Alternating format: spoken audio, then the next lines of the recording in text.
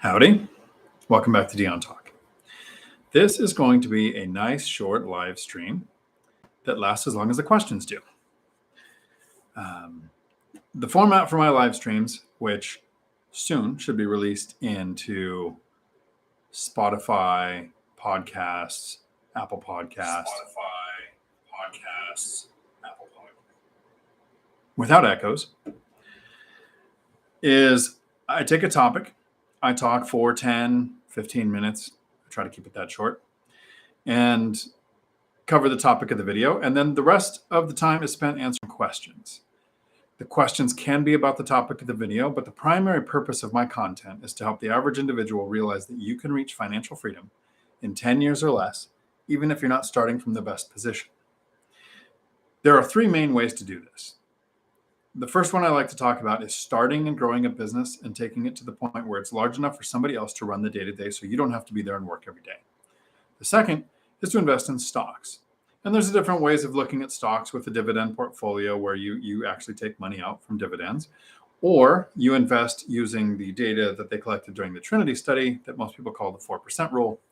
But in 2022, it seems like the 3% rule, where you invest 25% of your expenses, and then you can withdraw 4% and safely, because the average growth of the stock market in a normal year over enough years averaged out is about 10%, which gives you the 4% you could take out, enough to cover for normal 2 to 3% inflation, which is not happening this year, and enough to cover taxes. And then there's the third way to reach financial freedom, which is the route that I chose, investing in buy and hold real estate.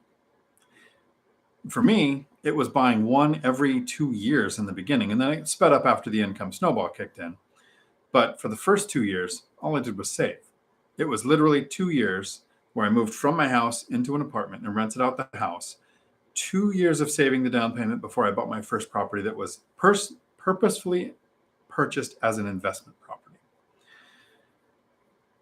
Whichever route you choose to reach financial freedom, there are some things we need to consider, because with financial freedom, the purpose of today's video is when to quit your job. And there's really three things to consider, or three things I like to consider. And then the fourth thing that we'll talk about today is why I haven't, as of today, yet quit my job. The first thing to think about when you're thinking about when to quit your job is, and take this to heart, because this to me is the most important one.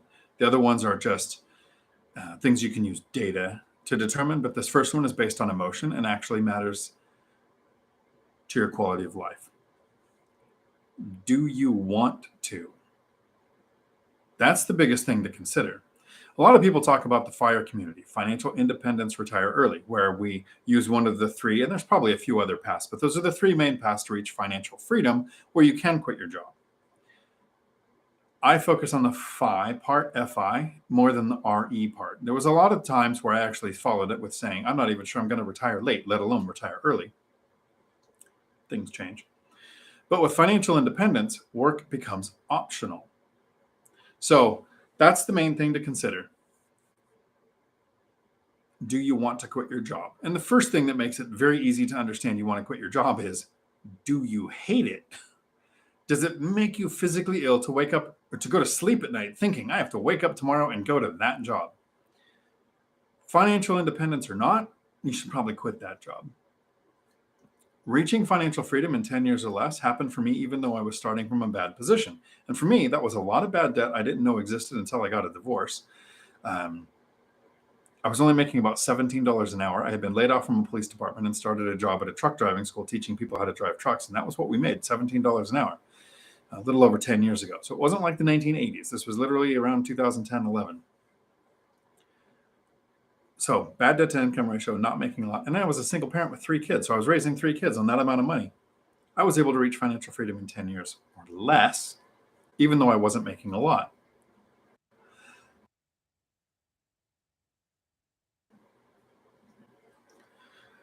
So if you really hate your job and you're staying there because it pays more, find a path to financial freedom that doesn't require you going to a job where you hate everything about it. The second thing And, hate is a really strong emotion. A lot of people don't even like to use the word hate, but I mean, if you really hate your job, you need to quit, even if the money justifies being there. The other side of that pendulum of emotions is passion. Do you have a passion for what you do? Because if you hate it, you should leave. If you have a passion for what you do, you love going to work, you love the impact it's having, you love how you feel when you get there, you love how you look forward to the weekend being over, whether it's political, religious, whatever. Some people working for Disney in the last year had to make some hard decisions. They woke up one day and they found out that their company has a different ideology than they do, or the exact same ideology. So then they either hate it, burnout, workers see burnout coming under control. Sometimes that requires changing jobs. Sometimes it requires moving to a new state. Sometimes it requires renegotiating what your position is with your current employer. The last thing to consider on the first topic of should you quit your job: are you embarrassed to work there? So would you not want your friends to work there? If somebody asked you for a job reference and you thought, I know these other companies, or you can work at my company, would you not recommend yours? That means that there's something subconscious to you that's telling you you don't like to work there. So are you too embarrassed for your friends to see you working there, or would you not want your friends to work there? Because that eats at us inside. Even if we can't articulate it out loud, if there's a reason why you wouldn't want your friends to work there, or for them to see that you work there, that's a good indication that you need to quit. And the last thing to consider in this first part of the topic, there's three, remember. Are you like me?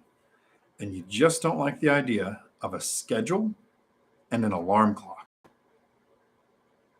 Kind of like a lot of people talk about reaching financial freedom, and they think one of the really important things is to have a budget, which I don't, never have, and never will, because I don't like the idea of somebody else being able to tell me what to do when I have to do it. So one of the reasons I wanted work to be optional is because if my employer ever said, you need to do this, and it didn't line up with me morally or ethically, or just wasn't something I wanted to do, I could quit. Financial freedom, right? Financial independence. So I could walk away from if I had to. If I made a budget, that would be me creating a list of things I have to do. That's me telling me what to do. I don't even want to have that kind of life. So reaching financial freedom, if you watch my content, didn't come from having a budget. It came from house hacking. Reducing or eliminating my largest expense so I didn't have to worry about the small ones. I have every streaming service there is.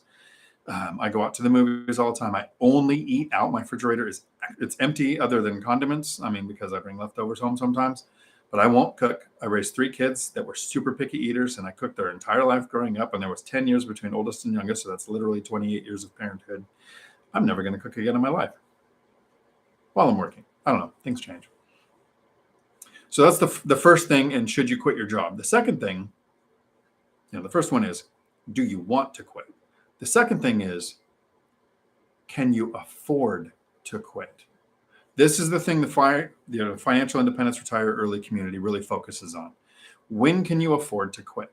And there's a few things people have misconceptions of. The first one is, we think I need to replace my income. But you're not living on your entire income. You're usually currently saving for retirement. You are commuting. You are paying the highest form of taxes. Earned income from W-2 work is one of the highest taxed incomes that there are. So you've got these expenses that you're not going to have once you pull the trigger and are financially living off of your assets instead of your ability to sell your life 1 hour at a time. So some things go down when we talk about financial freedom, and some things go up. A lot of us, a portion of our healthcare is being covered by the employer. A couple of weeks ago, I did health insurance for when you require. Mistakes people think about. I did 2. One for healthcare insurance, one for property insurance. They were live streams, and again, it's the first 10 or 20 minutes where I talk about the topic before we get into the questions. So if you figure out what your healthcare is going to cost, and you have an asset to cover that expense, you're going to have an asset to cover everything, whether it's the business that generates the income, the stocks you've invested in, or the real estate you've invested in. The income coming in needs to cover housing, travel, food, healthcare, entertainment, the top things in Maslow's hierarchy of needs, right?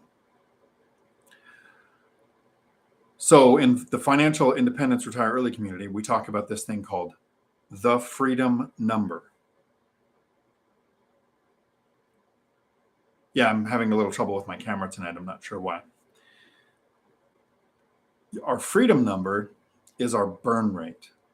How much money does it cost you to live each month? And a lot of people struggle with this because they try to project forward what is the next 6 months or 1 year or 5 years going to look like when you almost always have that data already. What did the last 6 years, 2 years, or 5 years look like? And then pad it some. Look at your bank statements, credit card statements, and all of the expenses that you've had, and think, how much do I need coming in to live this lifestyle again? You know, that much of an expense every month, and then pad it. For me, financial independence happens when we surpass it, when we're making more money off of our assets than it costs us to live. Financial freedom comes when you're making 3 or 4 times the amount that it costs you to live from assets that you don't have to work for. The last thing to consider when you're talking about can you afford to retire, if you're still investing, still needing to grow a business, still needing to buy more rental properties, if you're still investing, even though you've retired, you're financially independent, and you've retired early, are you bankable? So for a business, has the business been in existence long enough with tax returns to justify a consistent income to qualify for future business loans if you need them? If you're buying rental properties, do you have rental income for at least 2 years on your tax returns that if you take depreciation out, because we use depreciation to legally avoid, remember there's a difference between avoiding taxes and evading taxes. If we legally avoid taxes with depreciation and write-offs, I've never paid a penny in rental income tax, even though my profit is 6 figures. And in 2021, it was $128,000. Didn't have to pay any rental income tax because of depreciation and write-offs. But I've had rental income for more than 2 years. And when you look at being bankable, can you borrow money? The lenders take depreciation out. So with depreciation and just write-offs, it would look like I had $128,000 income last year. And if that was consistent for more than 2 years, I would be bankable. If you just started investing in real estate in the last 2 years and don't have 2 years of profitable looking years, if you take depreciation out, I wouldn't quit your W-2 yet, because it's the easiest way to get the best loans is when you have consistent W-2 income. Are you bankable is a part of the equation of can you afford to quit your job? And then the third thing that I want to talk about is to steal a quote from a channel that I watch often now, Joe Kuhn. Kuhn. He has a channel where he retired at 54. He's been retired for 3 years now, so he's 57. And his channel has got some content on engineering, which I don't much care about, but he's got a lot of content on what it was like leading up to pulling the plug and becoming, quitting your W-2 job, what the fear and the transition from working to not working was, and what it's like for the last 3 years of being financially independent and not working. It's great content that I binge watch all of it, most of them a couple times, because it's what I'm currently struggling with, and which we're going to talk about in the fourth thing, why I haven't quit my job yet. And I don't think it's what you think it is. Joe has a statement that I really like. A lot of us think if I could retire, especially me, because I call myself the lazy investor, we say things like, I'm going to do a lot of nothing. I'm going to sit on a beach. I'm going to play a lot of video games. I'm going to do a lot of nothing. The type A personality that it takes to focus for 10 years or less to reach financial freedom is not the type of personality to sit around and do a lot of nothing, even though we probably will for 2 to 6 months. So Joe's phrase that I'm going to steal and use, but give him credit for, is to retire to something, not from something. So when you quit your job, the third thing to think about: first, do you want to? Second, can you afford to? Third, what are you retiring to? What are you going to do with your time? For 6 months, yeah. Joe even says this. He says, kind of pull the plug on everything. Say no to everything for 6 months. Adjust, go from having that 40 to 60 hour a week schedule where people expect you and have deadlines and schedules, and to what do you actually want to fill your time with that makes your life better, that fulfills you, that makes you want to continue to be retired. Because a lot of people, when they retire early, they fail and they go back to work. Michael Zuber was on the cusp of doing that. Felt like from one rental at a time. Felt like he had no purpose. And he was thinking about going back to work until he found something to put his passion into. 5 or 6 videos a day, a book, a course, growing a massive rental portfolio, which is not my goal. He's got almost 200 rental units and I have 16, and I'm not even sure I want 16. If I can increase the cash flow and decrease the number of units, I might do that. So those are the 3 things to consider. Do you want to quit your job? Can you afford to quit your job? And what are you retiring to when you quit your job? What are you going to do? For me, I believe I'm going to dedicate a lot of time to helping other people reach financial freedom, but it sounds altruistic, but I'm doing it for very selfish reasons. So here's a very selfish reason to want to help every single one of you watching or listening to this reach financial freedom. I've talked about my story several times. A little over 10 years ago, pretty much broke, a lot of bad debt, 3 kids, 1 income, single parent. Life sucked. 5 years of struggle 6 years before the income snowball really kicked in. And now it became a problem of figuring out how to put the money to work instead of how to make the money. So my problems are still existing. They're just different. It's an amazing emotional roller coaster to go from such a crappy, terrible position to one that I would have never thought possible. But I can only do that once. I can only experience that once. I'm not going to give up everything to do it again just for the joy of going from a bad position to a great position. But making this content and making, content for courses like One Rental at a Time, I get to experience that over and over. So every time I talk to somebody and they tell me about their first couple of rentals or when the income snowball is starting to kick in or what their timeline is, that's me experiencing financial freedom acquisition again, like that bad position to good position. So I think that's where a lot of my energy is going to go when I finally retire. And so the 4th thing I'm going to talk about to wrap up with in a record close to 20 minutes. Usually I try to shoot for 10 minutes, but 30 seems to be the magic number. So I'm going to try to do it shorter than that. 4th thing I want to talk about is why I haven't quit my job. I'm going to give you a quick second in the comments. Please play along. Why do you think I haven't quit my job? Take a wild guess. I'm going to give you a minute. I'm going to talk about the sponsor for today's video, which is Alien Vodka, which always makes the last hour of the show a little bit more interesting than the first hour of the show.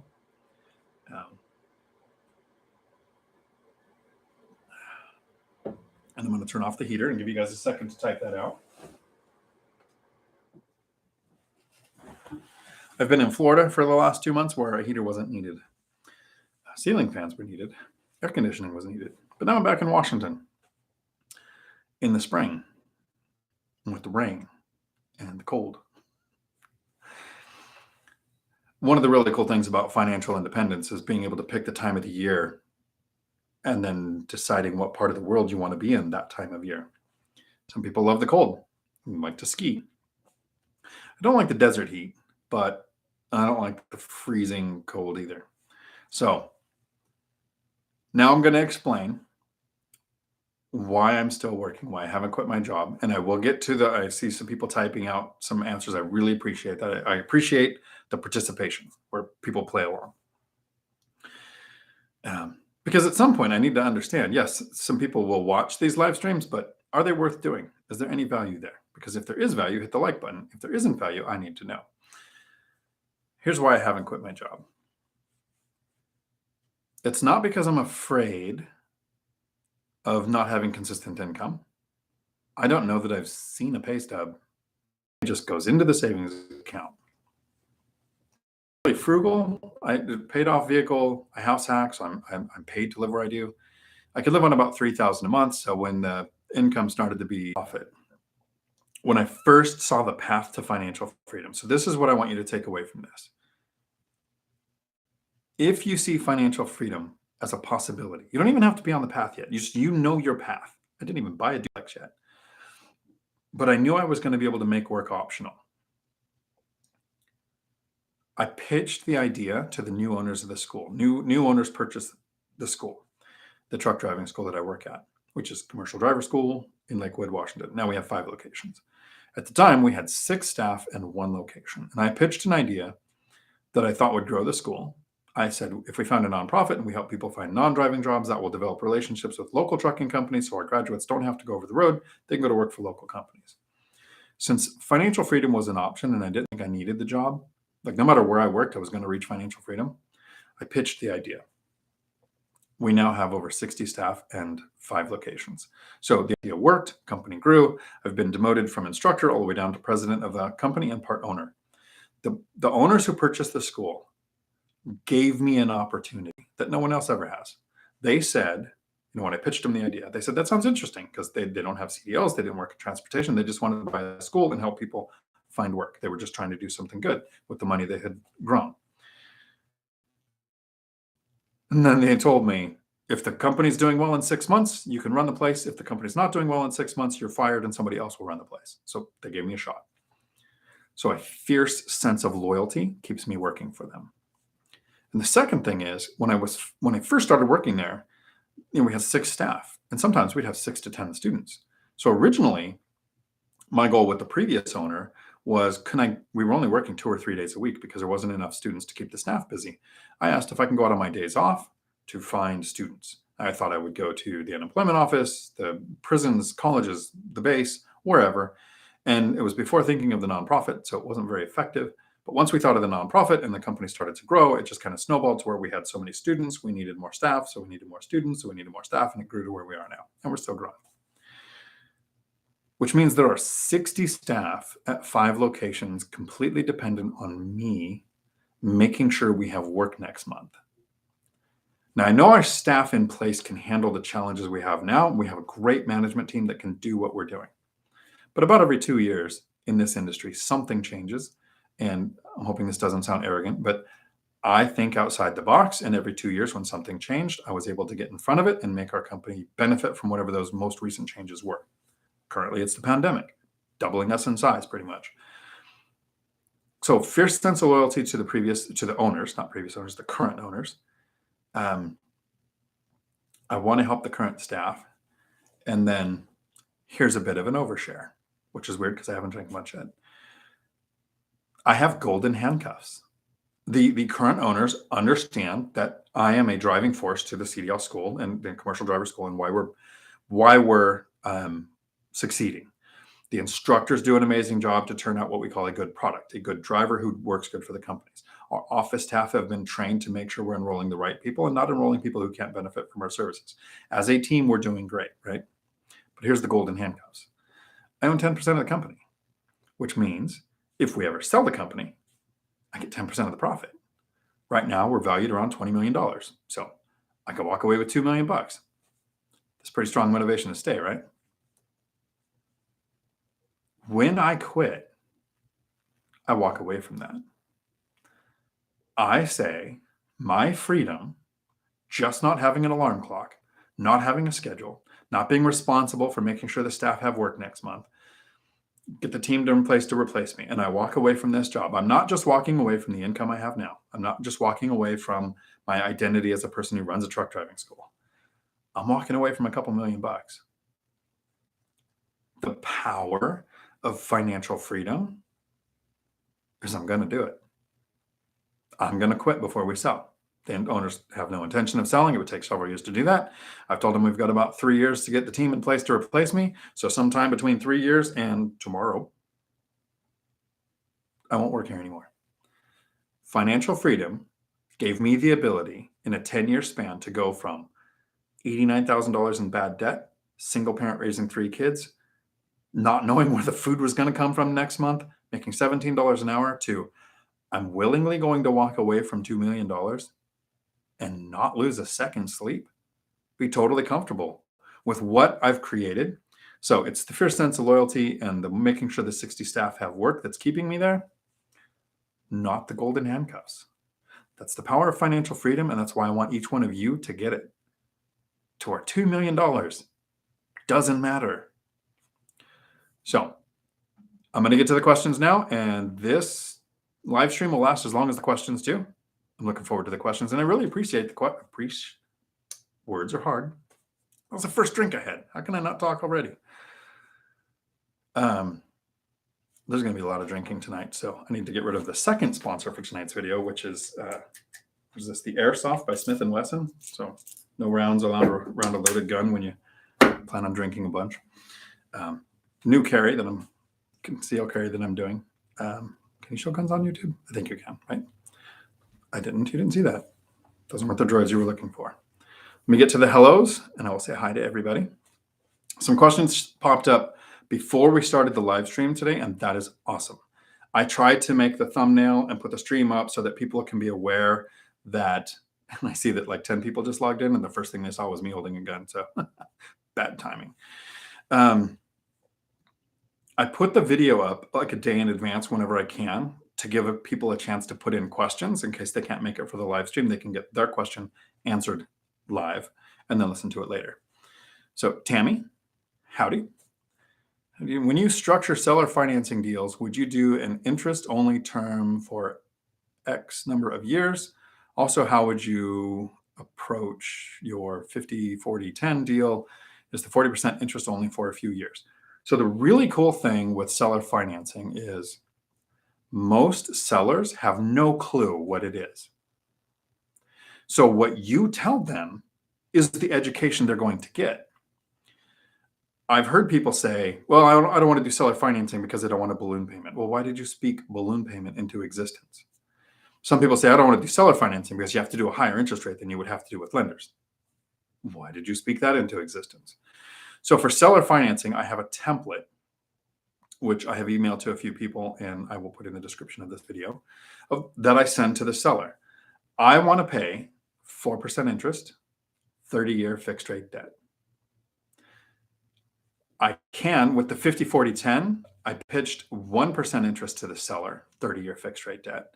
Because interest rates have gone up so much, I need the blended rate to bring it down. That was a recommendation from Michael Zuber. So 6 point something or 6% for the 50, which comes from a lender. And anytime you borrow 50% LTV or less with a lender, you get the best interest rate. So if you're doing 75%, 25% down, then you're getting a little bit higher interest rate. So best interest rate from the lender, that's how you can get it down closer to 6 currently. Rates change often.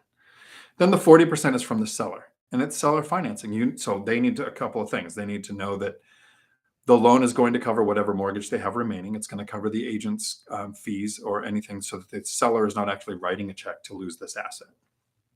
You educate them with, I would like you to keep getting consistent payments. I'd rather pay interest to you than to the bank. This helps you avoid a large capital gains hit this year. You'll still pay taxes, but it's spread out over years. There's several things in my letter that I send to the sellers that would say this is why seller financing benefits you.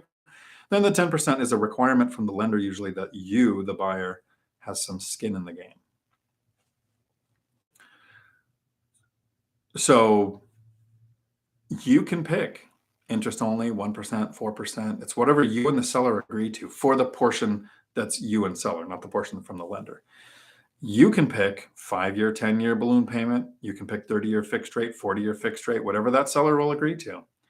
And before I would normally do 50-40-10, I would pitch complete seller financing. Here's what it would look like if I purchased seller financing. This would be my down payment. This would be the purchase price. This would be the interest I'm paying to you, the whole pitch of all the reasons why it benefits. Then I would say, here's what conventional looks like. The 50-40-10 is something I just learned about a few weeks ago from Stephan from One Rental at a Time and Michael Zuber.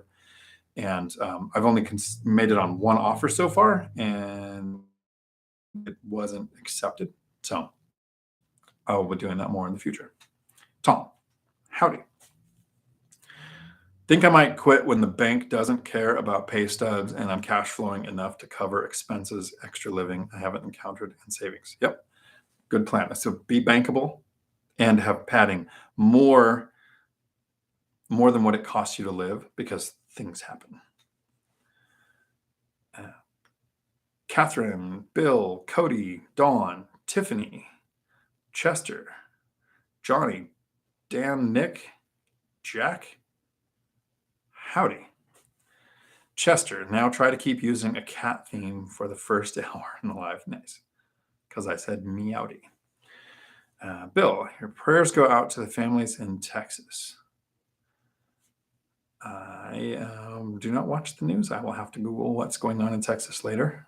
That sucks. Laura, howdy. North Colorado Dawn, howdy. Johnny Cashflow, I'd like to just be able to bounce around to different jobs, meeting people, and gaining more experience because of financial freedom. That's a good goal. There's a YouTube channel. Is it Our Fight Journey or Our Rich Journey? I forget. There's a couple in Portugal, but then there's another couple that I was watching. So it's not the couple in Portugal. And they tried just going to a couple of jobs because they were kind of bored and get a little extra income. So they tried, minimum wage, job security at a concert and a couple of other things. And they said they didn't like it because since it was an entry-level position, you were treated like an entry-level person. So they started doing volunteer work. And since people knew that you were there by choice, not for compensation, that it was a much better experience. So really cool thing with financial freedom is maybe being able to do things where money really doesn't matter. I have a friend named Steve. Currently, he teaches music to, I think, 6th graders, and he's got his real estate license and he's into couch flipping. So he's probably going to be, because teaching music doesn't pay a lot. But if he develops his side hustle in his real estate business to where financial freedom really makes money not matter from your job, he's probably going to go back to teaching to kids, but not care about the money. You finally watch the clock. Pallavi, howdy. REI Stoners, you made it this week. Howdy. Melinda, howdy. If I drank a lot more, I would overshare a bad story about a Melinda I once knew.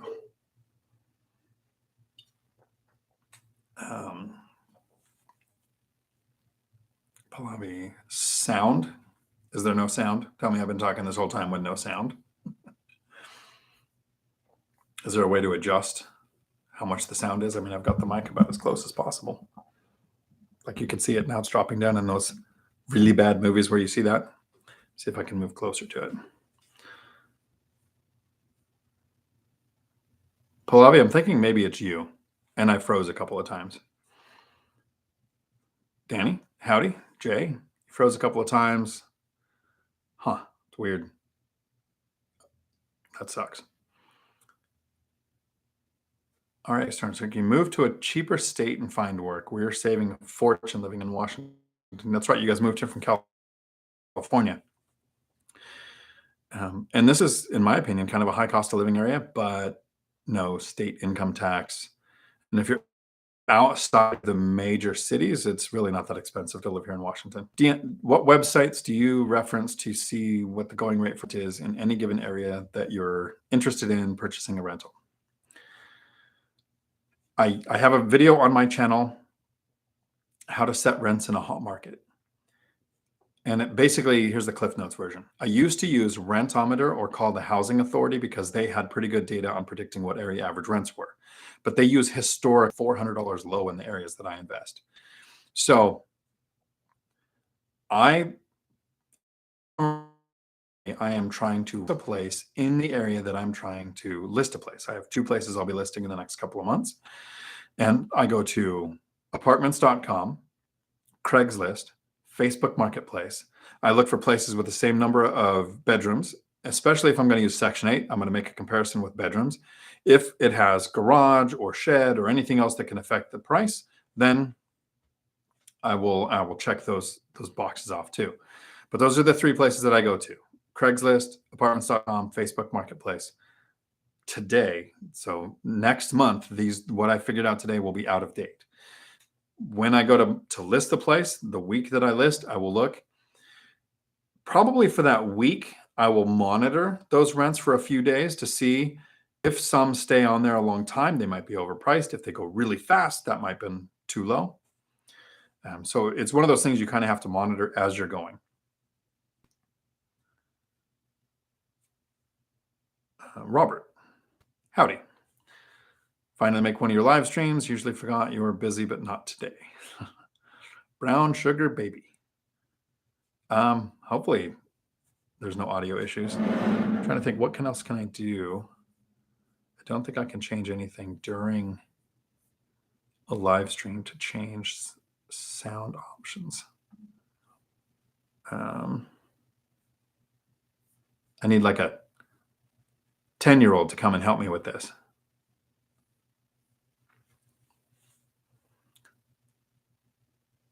That sucks.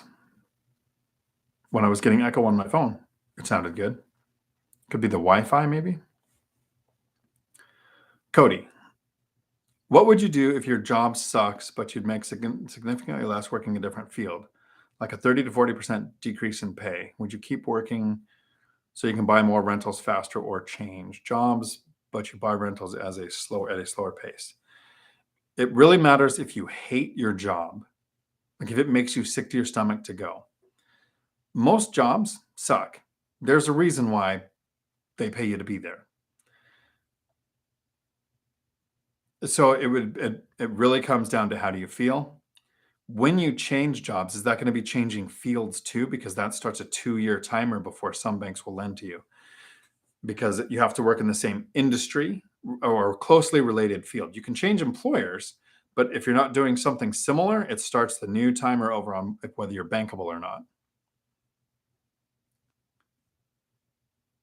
Me personally, I think even with a fairly low income, you can do it in 10 years or less. So if you really don't like the job, I would do the change. Okay, so the sound was you. Good. RAI Stoners. Cooking is fun. I can make a mean corn dog now. Nice, Dawn. The live feed froze a few times, but audio has been good. Cool. Thank you. Dividend Dave. Howdy. Eduardo. Howdy. Nice to see you back. From New Mexico. Nice. We have a family friend visiting from New Mexico right now. I'm not sure what part, though. Angel R. Howdy. The goat of light or knowledge. And my translation is probably bad. Jack. Ryan, I like that perspective. What are you going to retire to? I do too. It's one of the reasons why I've watched so many of Joe Kuhn's videos over and over and over. It's just like investing in real estate. If you want to invest in buy and hold, and you want to invest in small multifamily, and you want a house hack, there's a few of my videos you might want to watch a couple of times, because I've dealt with the challenges you're going to face. Joe dealt with the challenges of when to retire, how retiring would change, how to have, everything that happens after. YouTube University is awesome. Dividend Dave, I'd retire to helping others reach financial freedom, teach courses, writing, and YouTube. It sounds like a plan.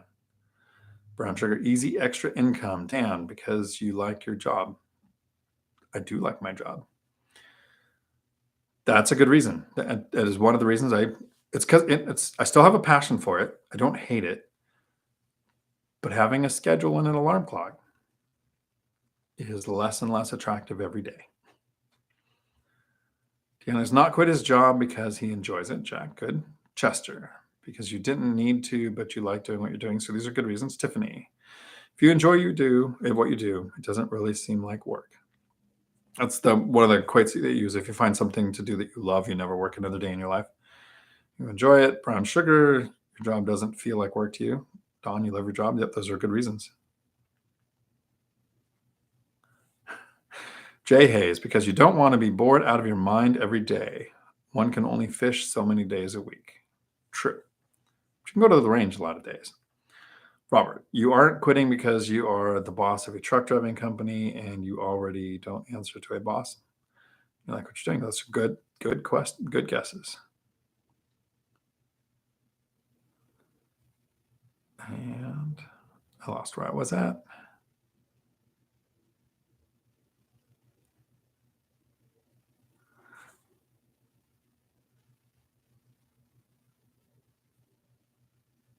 Because you don't want to be bored out of your mind. Robert, there we go. Dion doesn't quit because it gives him purpose. Kinda. The loyalty gives me purpose. That's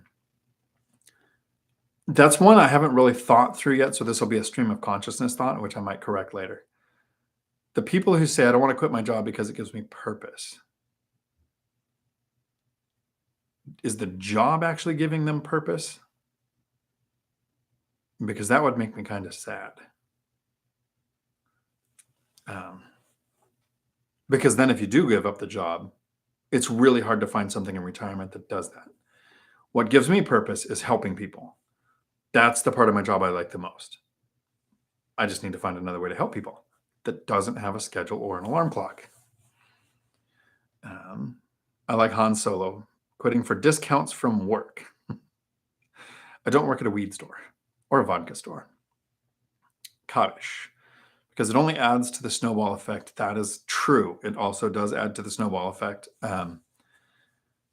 And definitely for the first 10 years, that was absolutely applicable. So the first 5 years, it was necessary. Like, we need that job to get to the income snowball.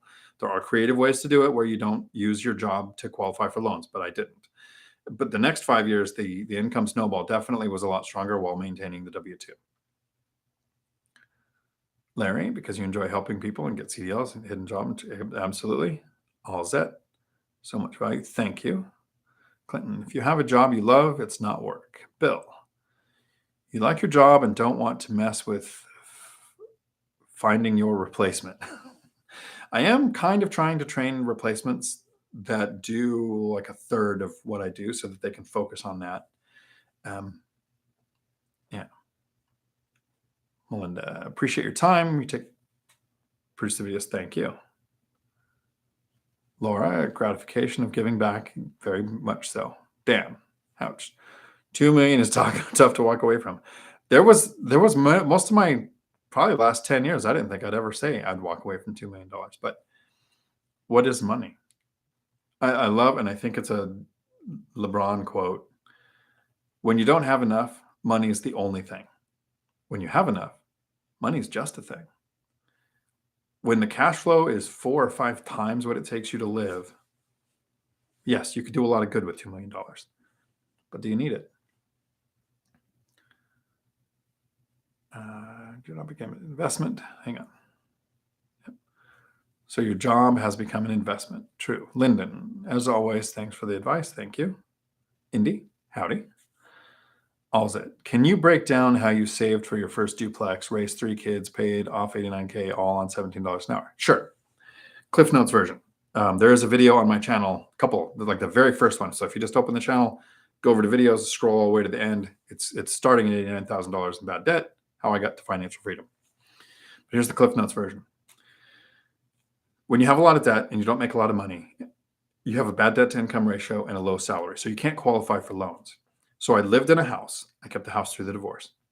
It helps when your wife tries to kill you and goes to jail. It's kind of easy to keep the house that way. Don't recommend. That was an overshare. Moved into an apartment and rented out the house. First year went really bad. But living in the apartment, my rent was $1,500 a month. So barely surviving. But I had a side hustle of playing games like World of Warcraft and EverQuest and selling things online. And I worked a lot of overtime. So I had enough money to survive, rented out the house for 2 years. I focused on paying debt that was above 6%. There wasn't that many that were above 6%. So those ones I paid, everything else got the minimum payment, didn't get hardly anything paid down on it. So my debt to income ratio was bad. It was actually a little over $313,000 in bad debt in my name, which I've said in one other video, and I hate to say out loud. But here's an advice that you might be able to take away and why I want to share. I was talking to a lender and they said, your ex-spouse filed bankruptcy, so all this debt is yours.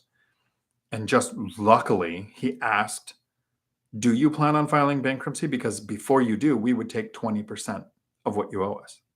And that made a light bulb come on. You'll take less than what I owe? So I contacted all the creditors, and all but 3, I think it was a dentist, Discover Card, and an apartment complex that I didn't know we rented while we were married. That's fun. Made me pay the whole amount. But everybody else took 20 or 25%. Some would take 30, but some would take less than 20 of what you owed. You sign a new thing saying you commit to pay, and then you pay them off. At the time, I was thinking I was going to go back to law enforcement, so bankruptcy wasn't an option for me. But saying that it could be an option allowed the creditors to make a massive adjustment to what I owed, which dropped it to $89,000. I wasn't really worried about paying off the $89,000. I wanted to get cash flowing assets. So for 2 years, I rented out the house to get rental income on my tax returns, which makes my salary and my debt to income ratio almost irrelevant. Because now the lenders will look at the rental income from the house, and when I buy a duplex, they will look at the rental income on the other side. So purchasing the duplex made no change, no impact to my debt to income ratio. They consider 75%. 75% of the rent from the house and 75% of the rent from the other side of the duplex basically made me have a wash on mortgage. it was another 2 years saving. So I started making a little more than $17 an hour. It went up slowly, but my idea started to grow the company, so I started to make more. I still had the side hustle. I still had the online stuff with World of Warcraft. I still worked a ton of overtime. My kids were 5 years apart, so daycare was fairly easy. When my kids were super young, I did a form of house hacking before I was house hacking, where I rented a room to a young couple as long as they provided 24-hour-a-day daycare. So I never had huge daycare expenses because I was willing to share a living space. Once I got to that point, now I'm 4 years in with a house and 2 duplexes. Right after that, the income, about the 6-year point, the income snowball starts to kick in, making more money at work. Rents were going up, refinanced a couple of mortgages to a better rate, started making, to me, money that was hard to manage the amount of, let alone how to get it. So that's the Cliff Notes version of how I started making very little money, bad debt to income ratio, single parent, 3 kids. Patience. Do you know how much patience it takes to work and save for 2 years to do one thing in real estate? I bought 1 duplex. For another 2 years, I didn't do anything until I bought the next one. So 4 years, I bought 2 properties. But it's those 4 years of absolute patience and just like nose to the grindstone. Still avoid life creep. I was driving 15 and 19-year-old vehicles. I had 2 or 3 to make sure one ran well enough to get me to work. Those first 5 years suck. The last 5 years, not so much. I've done a couple of videos. I did a video on first 5 years versus last 5 years to show people that, yeah, it sucks for 5 or 6 years, but it's totally worth it once you get to a point where work is optional. And you can do things like I just did. I told my boss, the owners of the company, I'm going to go to Florida and I'm going to scuba dive until I'm bored. And since they know work is optional, they can't say no. All they did was say, hey, can you take a laptop with you and maybe do some work while you're there? So that's how the start looked. Robert, so you don't think a 401k is worth it? I get a 5% match and 1% automatic match. So that's 5%. I look at it as 100% return in the first year that I can borrow from to buy more rentals. So I have a video, one of my live streams, where I talk about retirement accounts. Maybe no stupid questions, there's stupid statements. Well, just self-direct your IRA, which turns passive income into active income, taking away some of the best tax benefits, which is the reason why you are investing in real estate in the first place. I was maxing out my retirement accounts for a period of time for the tax benefits. I didn't think financial freedom was possible. Didn't know about it. So I had money in a retirement, I had a penalty, money out. It's better than the tax benefits of real estate are 1,000 times better than the tax benefits. Your connection is unstable. Every now and then I'm getting my connection is unstable. I think there is an internet issue in my area. That's why it keeps locking up. Sorry. I probably need to restart my computer, but I'm not going to be able to do that tonight. I will do it definitely before another live stream.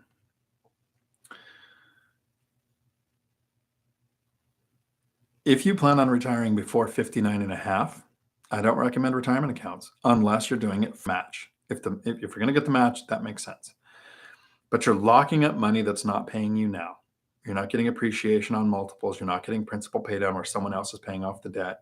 You're not getting the tax benefits. With depreciation and write-offs, I've never paid a penny in rental income tax. I'm carrying a loss of $8,900 forward to next year to offset profit from next year from this year, even though this year I had $128,000 in profit. Like, that doesn't suck. Yeah, so I don't think it's worth it other than the match. Rob, do you know any banks that will offer a HELOC on a manufactured home investment property? Lending fear changes constantly, and in Washington State, I have seen some people purchasing mobile homes with mortgages. So the order of operations for me goes starting with large banks. So Wells Fargo, Bank of America, to see what's going on. Then check with Guild Mortgage, Fairway Mortgage, those type of mortgage companies, Convoy Home Mortgage, and then local credit unions, depending on your relationship with them. That is not something that I have done. I went to a couple of credit unions in the beginning and actually had really bad luck. Their rates and fees were terrible. But some areas I've heard of people getting really good terms through a local credit union. So check your local area. Jack, thank you for producing all the content that you do. I'm about 4.5 weeks into doing the work every day. Awesome. Nice. Jay, have you done a video on seller financing? I did a live stream where the first 10 to 15 minutes was on seller financing. My goal when I figure out the tech is to take those intros to the live streams out into separate videos. So if you look at my live stream feed, if you go down, there's one that says seller financing. It's like really the thumbnail just says seller financing. Yep. Living in Trenton. Howdy. I went to a property this morning, took a clip of my channel. Took a clip on my channel. Is it worth it? Total rehab, fire damage, seller wants $90K, too much. Does anyone in the chat want it?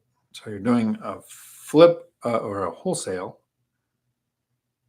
Unless it's in your name, then you wholetailed it. There's a difference between wholesale and wholetail. Well, hopefully you find somebody that wants it. There are people who like to solve problems. Dan in Texas, howdy. Elementary school shooting, 14 kids, about an hour. Jeez. No bueno. And like I said, I don't. When was the last time I watched the news? I don't. It's depressing.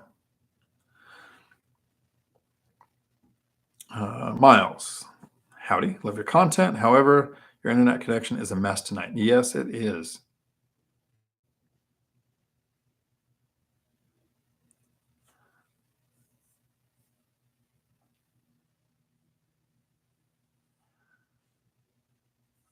And right now it's telling me it's unstable. Wait while we reconnect. That is ironic.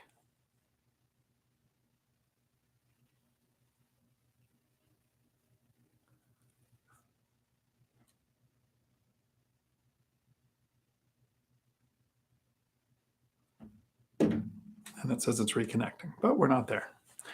That's awesome.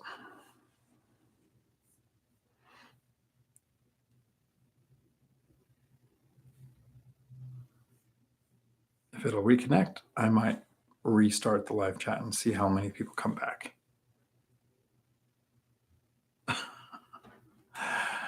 And it just says it's trying to reconnect. So I don't want to lose all of these chats, though.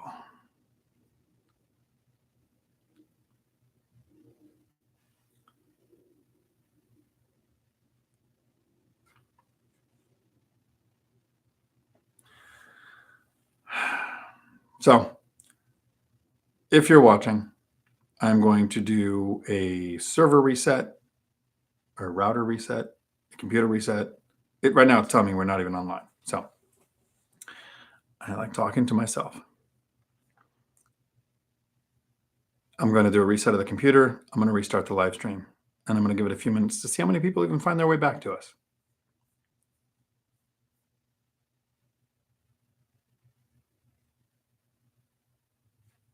And so now it's working. Okay. This is very frustrating. I still think I should do a complete reset, though.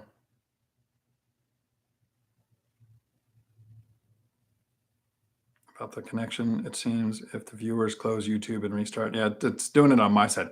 It could be YouTube tonight, too. So maybe even a reset wouldn't help. So I'm going to keep going, and hopefully it's not too irritating to listen to.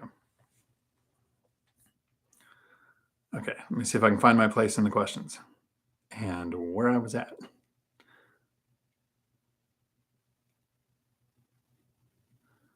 It was a question about mobile homes. Okay, seller financing. Yep. Miles. Okay, Kevin. How do you feel about using a home equity line of credit for renovation? I was thinking of spending $15K to add a bedroom to my home. I'd make an additional $10,000 in yearly cash flow as a result. A house hack by the bedroom. Is it going to be permitted? Are you on city water or septic? Because septic systems are only rated for a certain number of bedrooms, which doesn't usually matter. If you can get it permitted, it's when you go to sell it that it's not going to count as living as a bedroom. It's going to count as storage. When I calculate the yield on a purchase of a property, I try to get a little better than area average. So in my area, that's, average was 6 to 8. So I try for 10s. If I'm doing an addition where I'm spending money to upgrade or add a bedroom or do something like that, I want better, like by 50%. So if I want a 10% yield, I want to get a 15% yield if I'm going to add something, because when you purchase a house, you're also getting appreciation on multiples of what you pay because you're using a leverage. You're getting principal pay down based on the mortgage. All of that is happening. The depreciation is on the building. So you're not getting as many benefits when you add something to increase the value. So if you're going to spend $15,000 to add a bedroom to your house, to add $10,000 a year in cash flow, that sounds like you're going to get a good enough return to justify the expense. I've added a wall for $5,000 in a couple of units to make a third bedroom and increase the cash flow by about $500 a month per unit. So that's what, $6,000 a year for $5,000. So made sense. And I think it's because I still have, your connection is unstable. Please wait while we try reconnecting. I think it's the YouTubes on the interwebs. Sounds good. Hear that? Angel R. Chester. Don't be a downer. Yep. Tiffany. Buffering occasionally. Yep. Sorry. No, Pallavi. I think it's everybody.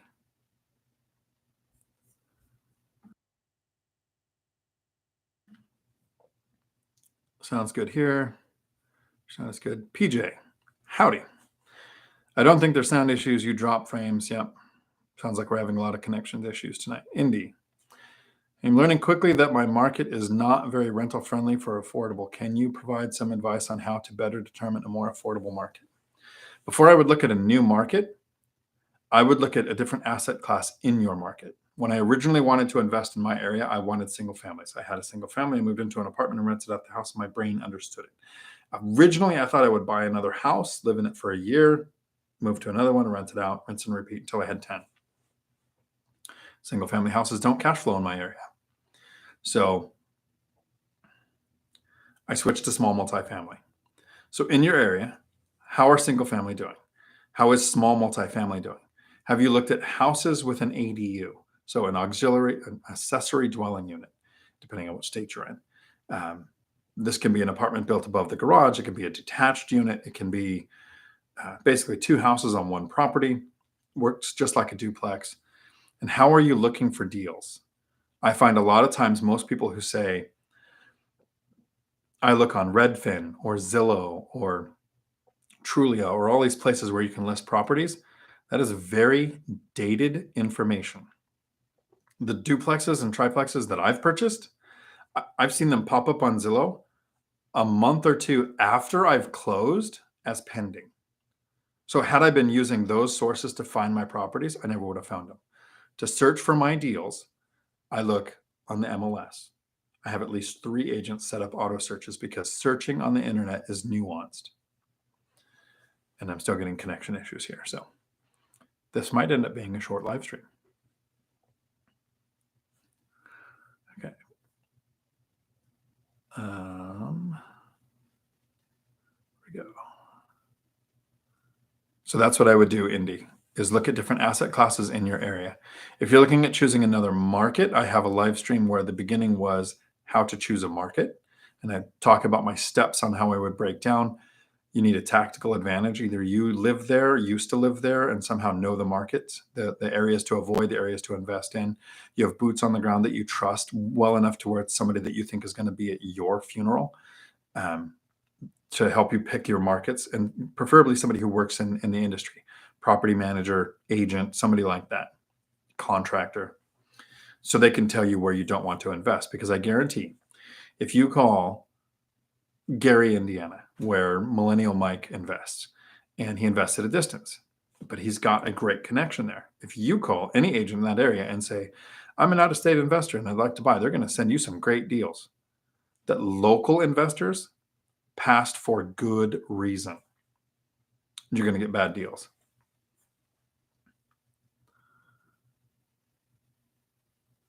Doug, howdy. If you are 55 years old, retiring from your job because you hate it, and had $400,000, how would you allocate it to rentals based on being 55? Asking for a friend. Of course. Friend, I would house hack, reduce or eliminate your largest expense. That makes it easier to find your fire number and make that smaller. Then I would, so your first year might be the hardest because you don't have rental income. So your debt to income ratio is going to be the hard one to figure out. So you're going to want to talk to a lender. 20 or 25% down payments on as many rentals as you can with what's remaining, but keep a reserve of around $30,000. Issues are going to pop up. But house hacking is the first step. And I know a lot of people say I can't house hack, but there are a lot of reasons why house hacking, it lowers what you need to retire. It lowers your monthly expenses. It gets you the lowest down payment and best interest rate. I would probably do it once, buy one rental, and then next year house hack again, because you need to live in your house hack for at least 12 months. And then at the end of that second year, so by the time you're 57, you now have rental income on 2 tax returns, and then your debt to income isn't going to matter. So however much money you're able to save in that second year, I'd buy that next place. So I don't know that I would quit my job in those 2 years because your W-2 income is going to make it easier to purchase those rentals in that time. Is it possible to change in the same industry but work for a different employer where it doesn't suck? Or something that's close enough related to that field to where lenders will consider it similar enough to count that as work history? And that is what it similar enough to count that as work history. And that is what I would 2 years-ish and buy what I want. I would be looking constantly while you save. Every dollar that you save for down payment, closing costs, immediate repairs, and reserves, your options expand into more things that you can do. I see that we had a few more people join really quick.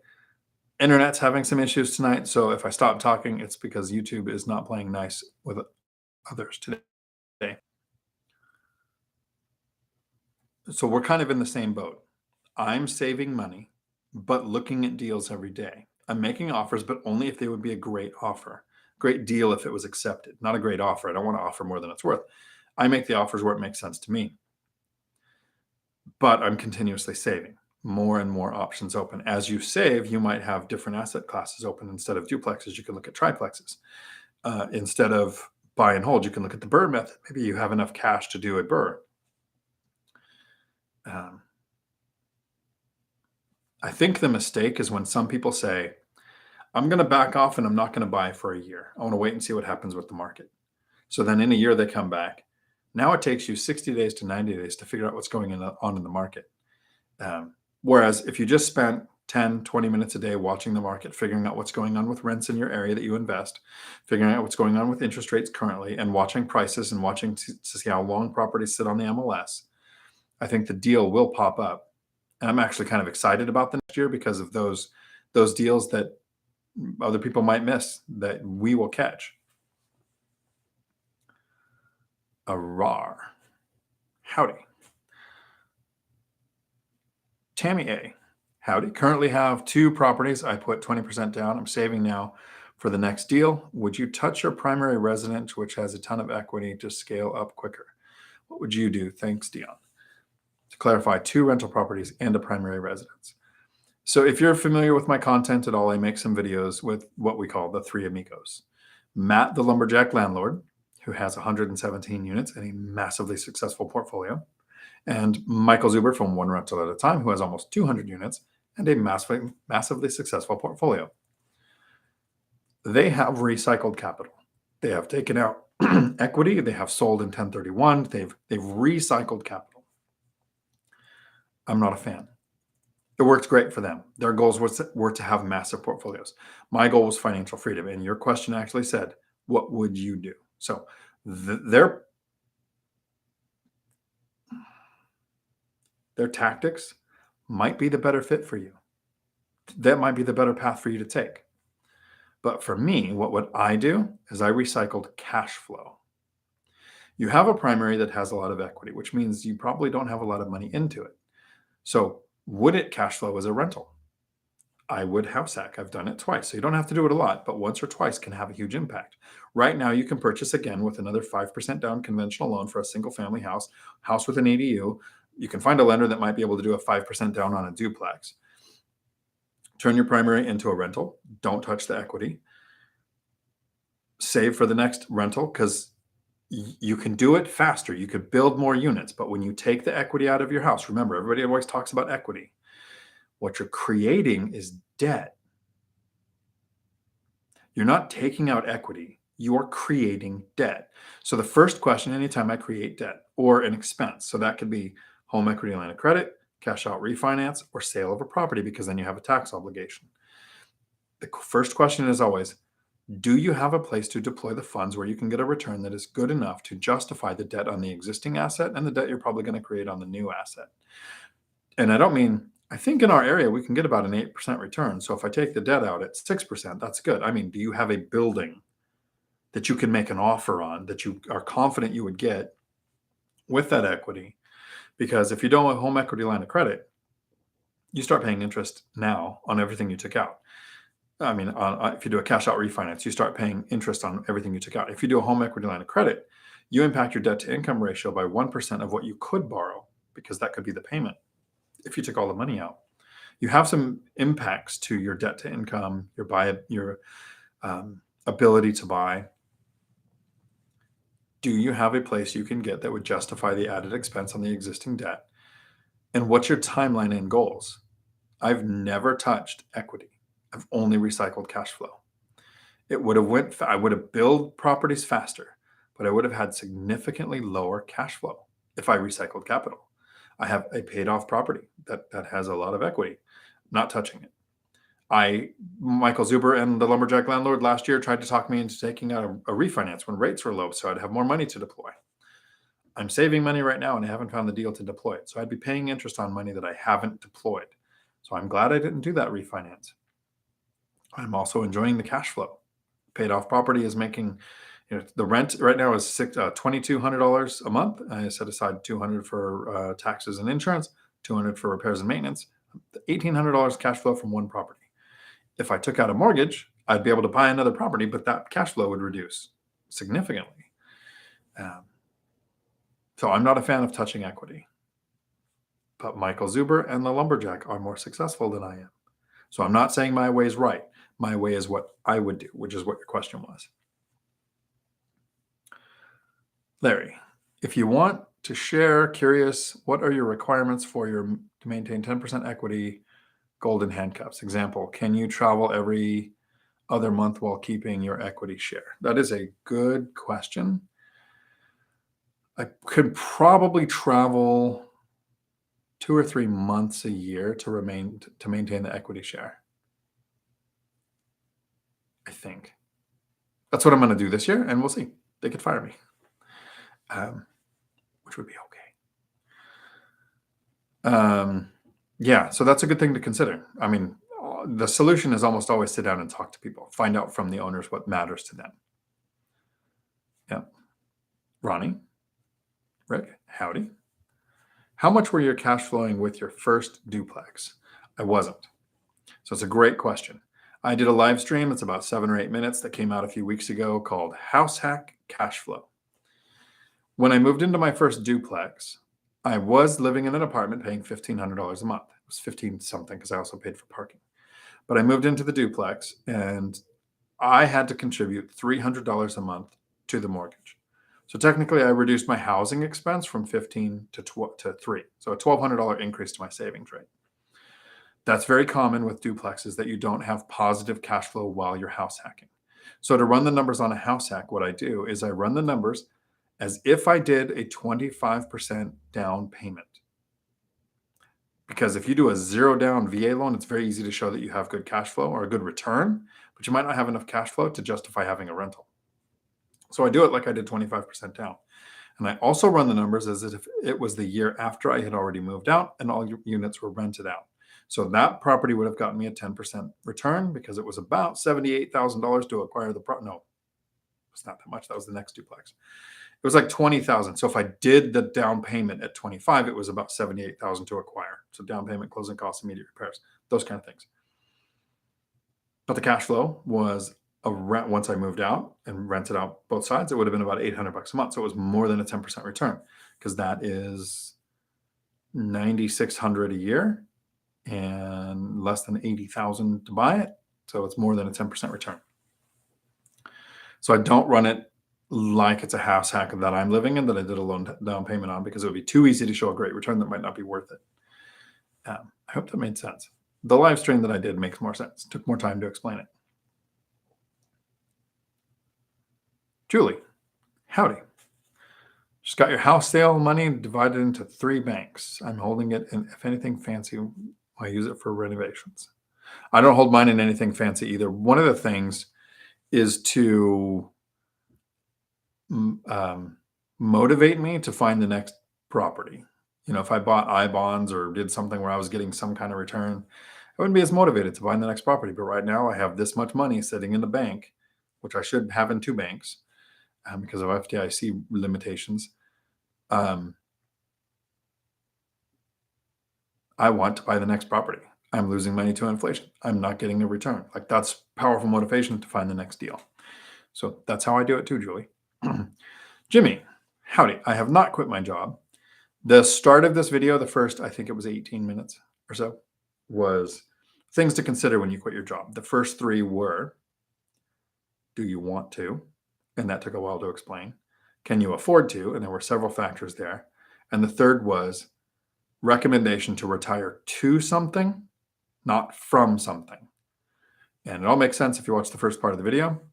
The fourth thing I talked about was why I haven't quit my job. So I still haven't quit my job, but I've given my owners a 3-year maximum timeline.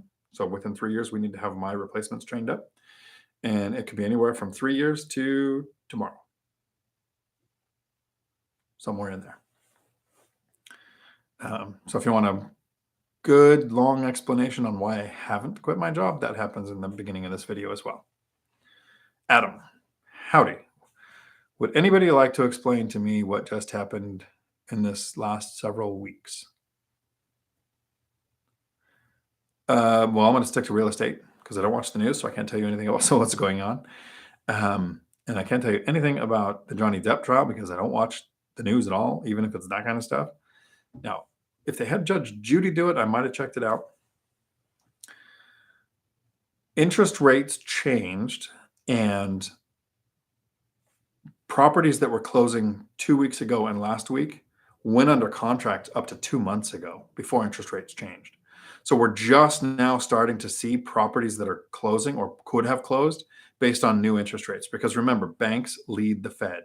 The Fed said, we're going to raise rates. Banks raised the rates. Then the Fed did a raise, and then the Fed did a raise. So rates went up before the Fed raised their rates. A lot of people lost the ability to buy what they were looking at because the interest rate changed their payment. Their loan to value, debt to income wouldn't let them go through with it. The price would make the sale unattractive to the buyer. So we're seeing what I call a crash in transactions. I don't think we're seeing a price reduction. Every time you hear somebody say prices have gone down 20%, that's because they went up 40% from last month. So they didn't get the increase they were expecting. It's kind of like a jewelry sale. It's 80% off, but it was 300% market. So we're not seeing price reductions yet. We're going to see, I think, a plateau, and people aren't going to get their wish prices, the thing they want to get. Motivated sellers will still sell, and they will reduce their price to what they need to. Unmotivated sellers will just pull it off the market. Think about this. 3 or 4 months ago, a seller could sell their house that had a 4 or 5% interest rate, buy a bigger house with a 3% interest rate, and that costs more. Take their gains in 1031 it. Well, now, if they have an interest rate under 5%, they have to sell, buy a more expensive property at a higher interest rate. So the move-up buyer market is dead. The refinance market is dead. So what we're going to see is lenders who start to do massive layoffs. And instead of closing down their companies, they're going to become, in my opinion, more predatory. They're going to start suggesting the power of the adjustable rate mortgage and the times it makes sense, which is never. Personal opinion. So that's my guess on what you were asking about for the last couple of weeks.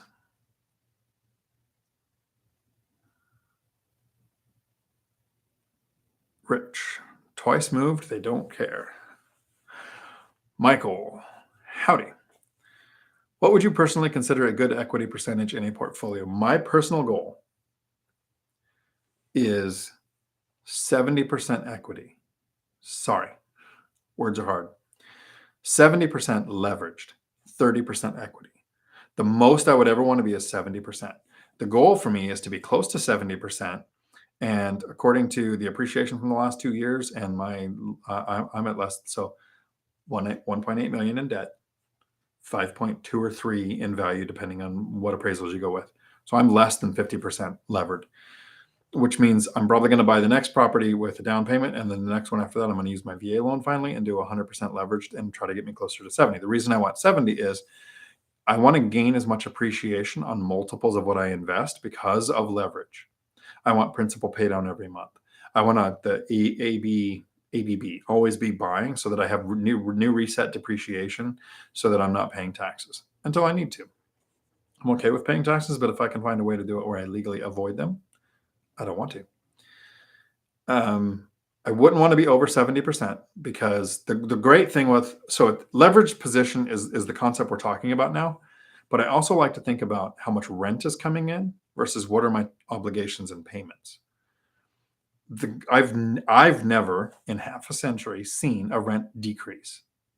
I know that it can happen in local markets if all the car manufacturers move away or something have base realignment and closure. A small town can, that market might be impacted.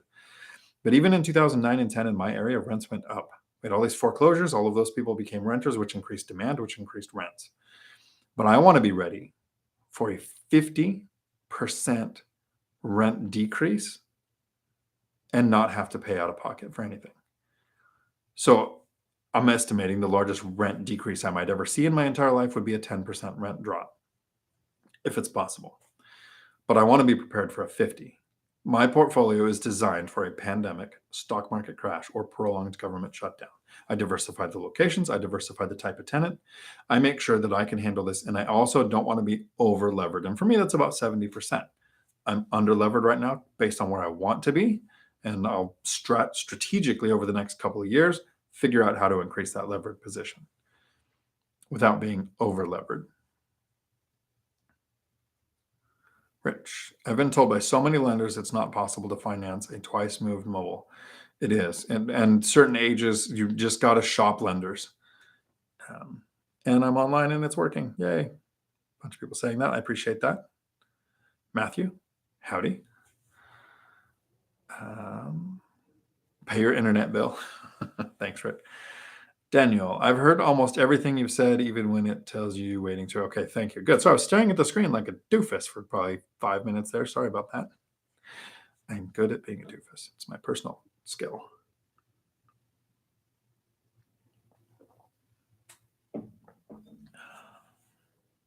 Once again, I would like to thank my sponsor, Alien Vodka, who does not sponsor this show, by the way. I do have some sponsors coming.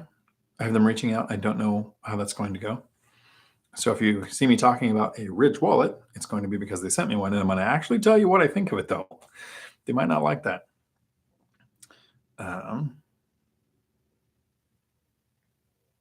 Interesting things are starting to happen because the channel is getting really close to 10,000 subscribers.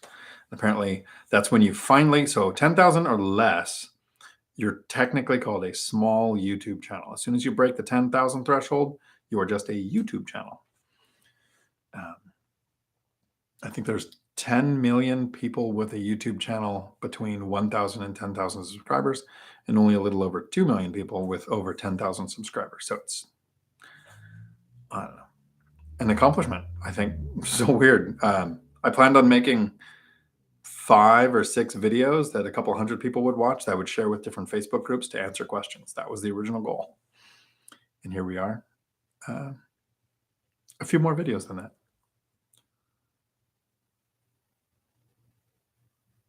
Chester, last comment back in the real estate investing. Oh, I appreciate the heads up. I will stay off of news topics unless it's something like mortgage companies laying off, something that impacts housing. One of the main reasons, and you should do this too. If you're not doing this, I highly suggest this. One rental at a time. he puts out a lot of content. So some of his content creators I really like, and I watch all of those. Some I don't, not so much. But I watch his daily news update every day. 7:30, except for Thursdays, comes out at 7.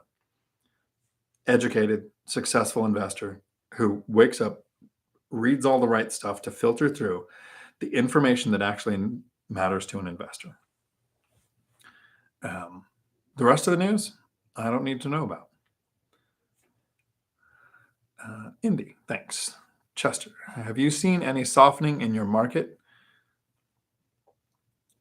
It's still insane in my market. So yes, properties are sitting on the market longer that used to go fast and for over asking prices. So I'm watching them, and as soon as one's been on the market 2 weeks, that used to be 2 or 3 days, I'll start looking at what number would make sense to me, and I will make that offer. You have to make sure your agent's okay with it. That works for them too, because you're going to be making some offers that you know you're not going to get a response on. So a softening in the speed at which deals go, and I think that's going to equate to inventory build. It's still crazy. The prices that properties are going for don't make sense. So people are doing 1031s or they're recycling capital. They're doing some things that make sense to them that I don't, and then we'll never know the details too. AIT Productions.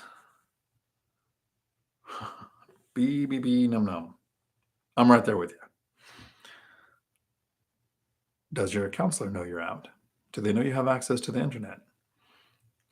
Chester, every offer I submit always makes sense for me in terms of cash on cash, but I've seen some awful properties still go for a rant because there's some details you just don't know, Chester. They're 1031. They're looking at, so if I sold my single family house, I would walk away with 400,000, even though I personally have 121,000. If I looked at the cash on cash return on the next purchase, I'm deploying 400,000 in a 1031. But mentally, some buyers will go, with my $121,000 in this deal, what's my yield? And that's the way they're making their decision. And they're going to get cash flow based on what they invested. They're going to get appreciation on a larger deal. They're going to get principal pay down. They're going to have a huge reset to depreciation. Things we will never know. You can't even find out in most cases. So Jack, similar to the other question from the 55-year-old friend with 400,000, I have a friend with a mortgage at 2.8%. Would you suggest selling the house to go house hack? Why would you sell the house? Turn it into a rental. The purpose of house hacking is low down payment. So you're not going to need a lot of money. I mean, you might need to save to get to the 20 or 30,000, but you don't need 100,000 to get into that duplex or that house with an ADU. I don't know that I would sell a house because you're going to be selling a house to buy one at 3 times the interest rate, 2 or 3 times, 2.5 times the interest rate. But can you turn it into a rental? How would it look as a cash flow? Remember, before you sell, home equity line of credit, refinance, and pull money out. Do you have a place to deploy the funds that will get you a good enough to return to justify the added debt on the existing asset or the cost of the sale of the existing asset? Because even though you might be able to 1031 and not pay taxes, which you can't do because if you're living in it, you can't 1031 an occupied house. It's investment to investment. You do get the IRS 121 rule where you're not going to pay taxes on up to $250,000 if you're single, $500,000 if you're married. So you might not pay taxes, but it's going to cost you about 8% to sell your property. That's an expense. Or continue saving and go straight to buy a multi-unit. That is a good deal. Or buy a multi to house. I would buy the house hack and rent out the house. So you nailed it. It's exactly what I would do. So hopefully me agreeing with the way you phrased your question tells you you should do that. Matt, the lumberjack landlord. Howdy. You will come to the dark side, but it's okay if you don't. I still like you. Give those thumbs up, folks. High quality content here. High quality content, Matt, that is having connection issues. Jack, lumberjack. Hi, I'm a fan of your content. Me too. He's one of the experts I do watch. I was watching his video today. Which one was it? It was on the channel that shall not be named, calling for not calling for, saying that we currently have a 15 to 20% housing crash because people's sales of properties aren't matching Zestimates. You know, that company that lost $500 million because they were using AI to predict housing prices? That one? Yeah, that was a good video, Matt. I was actually about to leave a comment when we had a surprise VA audit at one of our campuses. That was fun. Got this little pro, con, quit your job, keep working ticker thing that just keeps pushing over to one side. Jack, thank you. Alzet, are you still looking to buy more rentals? I am. I share transparent numbers. And the challenge here is don't compare year 10 to year 1. In year 1, I bought a duplex and I didn't cash flow at all, right? Well, not year 1, year 2. I bought the duplex. I reduced my housing expense and was still paying $300 a month in cash, towards the mortgage. That was huge. I reduced my housing expenses by $1,200 a month. That's huge. So when I talk about numbers now, it is unrelatable to I couldn't understand this in my year 1. These are numbers that would have shocked me. But my cash flow is 3 or 4 times, maybe even close to 5 times what it takes me to live. I'm buying properties because I don't have 10 mortgages in my name, which means I still get the best 30-year fixed rate debt from Fannie and Freddie backed, maybe owner occupied, maybe not, maybe investment properties. And I have a really simple system. I self-manage 16 rental properties. It takes me less than 2 hours a month. I spend more of that time like looking at deals to invest. So the running a real estate investing thing takes more time, but actually managing the properties is way less than 2 hours a month. There were 2 months in Florida just now where I think I spent a total of 20 minutes the whole 7 weeks I was gone. So adding units is easy. And Matt says it's better. Bigger numbers. To me, managing 25 units would be the same as managing 16. I don't think I would know the difference. And the cash flow would be different. So I'm still saving. And there is this weird switch in our head that we need to flip when we stop investing. I'm working a W-2. I have cash flow from the rentals. It takes me about $3,000 a month to live. I paid off car. I only eat out, so I never shop for the house. I don't throw away anything. I spend most of my money eating out and going to movies and that kind of stuff. I don't have really expensive habits. I did just spend 7 weeks trying to spend $10,000 a month in Florida. Didn't even come close. So the cash flow is building up and I am going to deploy it somewhere. But at some point, I'll stop working, so that income will go away. And I'll have, right now it's a little over $14,000 a month in pure cash flow. So after principal, interest, taxes, insurance, and setting aside, I think it's $3,500 or something for repairs and maintenance. And it takes me 3 to live. At some point, I've got to figure out how to expand what it costs me to live to maybe 10 or 12,000 a month. And I don't know what that's going to take. Maybe it's going to be a boat and an RV and a vacation home and but everything I just named, I'm somehow going to turn into income generating assets because you can rent all that stuff out.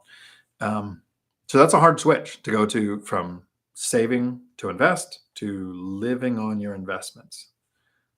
But I'm looking forward to it. CJ, howdy. Better late than never. You're Judge Judy. Exactly. Melinda, any idea on health insurance when you retire? Seems to be expensive. So a few of us have options. One, and the veterans will get this if you're paying attention, join the military and get the Enemy Marksmanship Award, and you never have to worry about healthcare again. But the way I look at it is it's a line item on the expense report. You need housing. So if you house hack, great, it's taken care of. If you pay for a house, assets got to pay for that. You need transportation. So even if it's a paid off vehicle, you have registration, insurance, upkeep, fuel or power, because I'm probably going to buy the electric F-150. So you have an expense for transportation. You need to eat. Even if you eat at home, which is cooking, shopping. So you got to shop. There's people in stores. I don't know if you knew that. You transport it home. You got to store it. You're going to throw away the stuff that you have that's in excess. You have to cook, which can be fun. Then you have to clean up.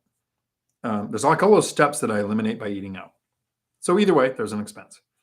You have healthcare. It's an expense. You're paying for it right now, unless you're on some kind of state medical or something. But if you work for a company and they provide healthcare, I run a company, 60 staff. Here's what healthcare looks like. Most of our staff cost between $1,100 and $1,500 a month, depending on age and any pre-existing whatevers. So that's the cost, $1,100 to $1,500. The person pays zero in some cases. We've got a new policy where they can pay zero, up to $200 for their healthcare. Employer pays the rest, right? When you don't work anymore, you pay the $1,100 to $1,500. And so I have a video healthcare insurance when you retire. It's a live stream. First 10 or 20 minutes really breaks down how to have an asset for every expense.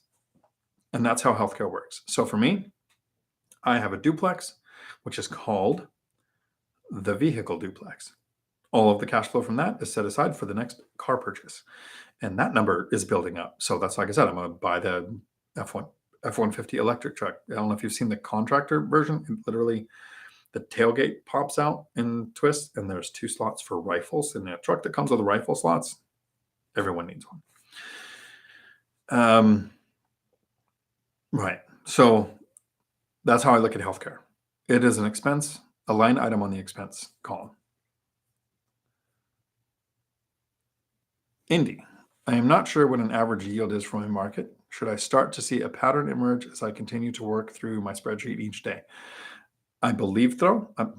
Words are hard. Need more drink. 60 to 90 days is what we suggest. And that's from Michael Zuber's One Rental at a Time, his actual course and his first book. It takes a while to learn your market, because not only are you learning what is an average deal, like what is the price based on the type of asset type class you're looking at, whether it's single family house with ADU or small multifamily or storage or whatever you're looking at. You have to figure out the rents. What's happening to rents can change week to week. And that takes kind of constant monitoring to figure out. And so for that, 60 to 90 days, I think at a minimum. I just went to Florida for 7 weeks. I was there. I was looking at properties. I had a friend, Daryl, set up an auto search. And that's how I've been looking through those. I'm at 3 months of looking at that data now, a little less than 3 months, to help friends invest. I don't have the market nailed down yet. And I've been investing for 10 years. There are so many, you have to do it until it starts to become kind of second nature and know what is very specific to your area. You know, in Washington, we don't have things like, generally we don't have earthquake insurance or flood insurance, but in Florida, depending on where you're investing, flood insurance can be a couple $1,000s off.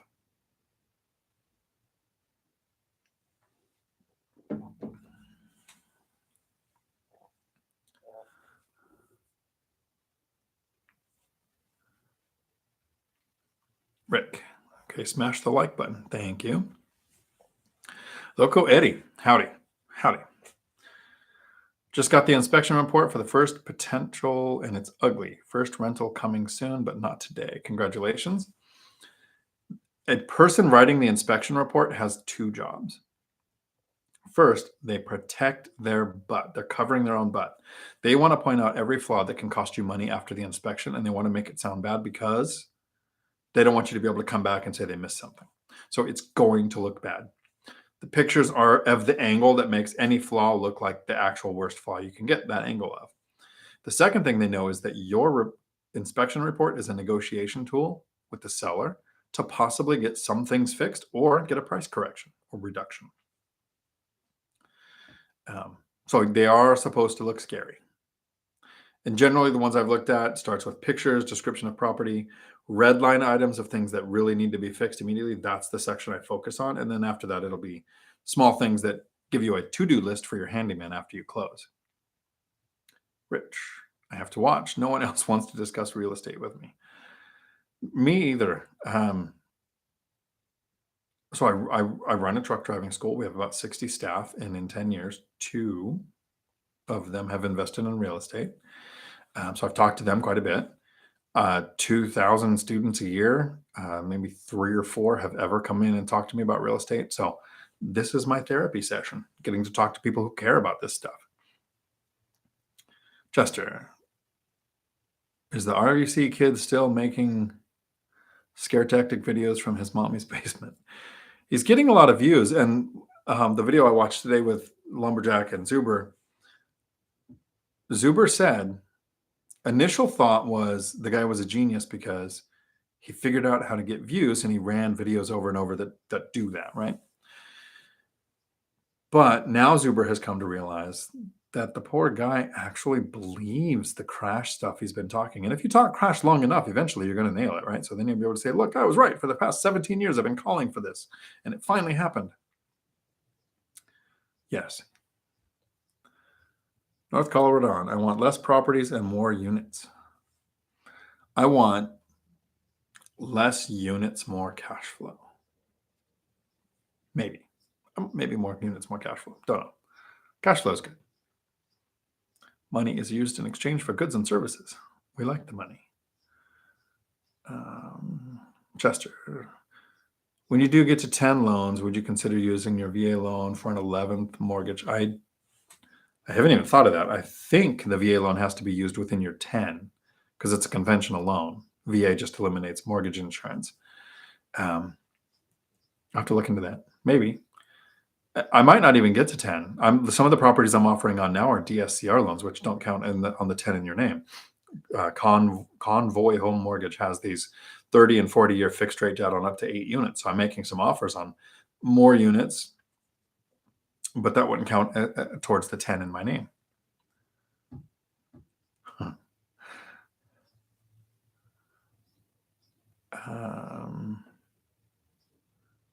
Daniel, howdy. We still need to know why you get evicted from your VRBO.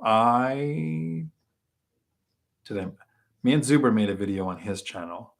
I talked about it in a live stream. So here's the Cliff Notes version.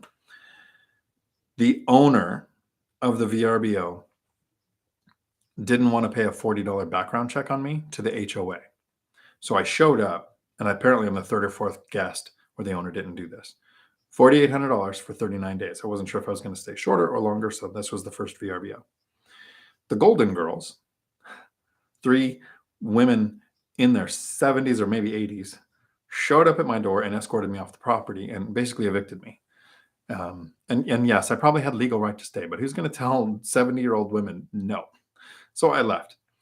Contacted VRBO. Now here's the thing. The guy didn't want to pay the $40 background check. I offered to pay it, but the Golden Girls said no because they want to teach the owner a lesson. So I was out of there. So the owner of that Verbo lost $4,800 because he didn't want to pay $40. Verbo was really good. They found me another one, which was a better place on a canal in Cape Coral. That would have been around $10,000 and gave it to me for the $4,800. So they were a great company to work with, very helpful. But anyway, that's the story of me getting evicted and an owner losing $4,800 because they didn't want to spend the required $40 for a background check. Ronnie, howdy. Can you tell us a little bit about your third property? How long it took you to get it, how much you had to put down, and the cash flow? Yes. Single family house, 2 years. Buy a duplex, house hacking, 2 years. So for 2 years now, I've started to make more money at my job. I still have the side hustle with World of Warcraft. House is cash flowing now, rented to Section 8 tenants, making significantly more money. Still house hacking. Saved up. So in 2 years, all of the cash flow, all the side muscle, all the overtime. The third property was a duplex. What did it cost me out of pocket? $72,000 was down payment and closing costs. I think it was a 20% down and immediate repairs. I had a garage door and a couple of other things. So $72,000, I think, out of pocket. It might have been like this much more than that. Trying to remember. That's one I haven't talked about much. Had a hoarder in it and was moving out. The hoarder was moving out, but the person was gone. Hired a company to clean it out, and the company charged me $400 to empty the hoarder stuff out. With the caveat, the guy goes, "I'll only charge you $400 to haul this away. That's probably going to be the dump charge, but I get to keep anything I find." And I have no idea what he ever found, but he was totally happy with it, so it worked for me. When they got the hoarder stuff out, there wasn't a scratch on a wall. There was no smell. And the hoarder had put down thick plastic, like Dexter kind of plastic, covering immaculate hardwood floors. Like, I couldn't believe how little had to be done to prep that place. Cash flow. The first year cash flow was about $1,100 a month. Cash flow on that place now is what are the rents there now? $1,550, $1,600. Mortgage is $13. So yeah, I think the cash flow has gone up a little, but not much. And that's when I refinanced, so the mortgage actually went down from that. So that's what the third property looked like. 2 years to save a little over $70,000. And that was at that point, I wasn't using cash for reserve. So I didn't have any more money than that. Reserve was a retirement account. So there's another use for the retirement account. 50% of your retirement account will count as a reserve for lenders. You don't have to tap it or take it out. You just have to prove that it's there and it's been in there for a few months. Those first 4 years were rough. We're talking old cars. Still had the kids at that time, so we were eating at home. We were eating fairly frugally. No vacations. A lot of overtime. It was rough. But the next 2 years was really when the cash flow started to income snowball.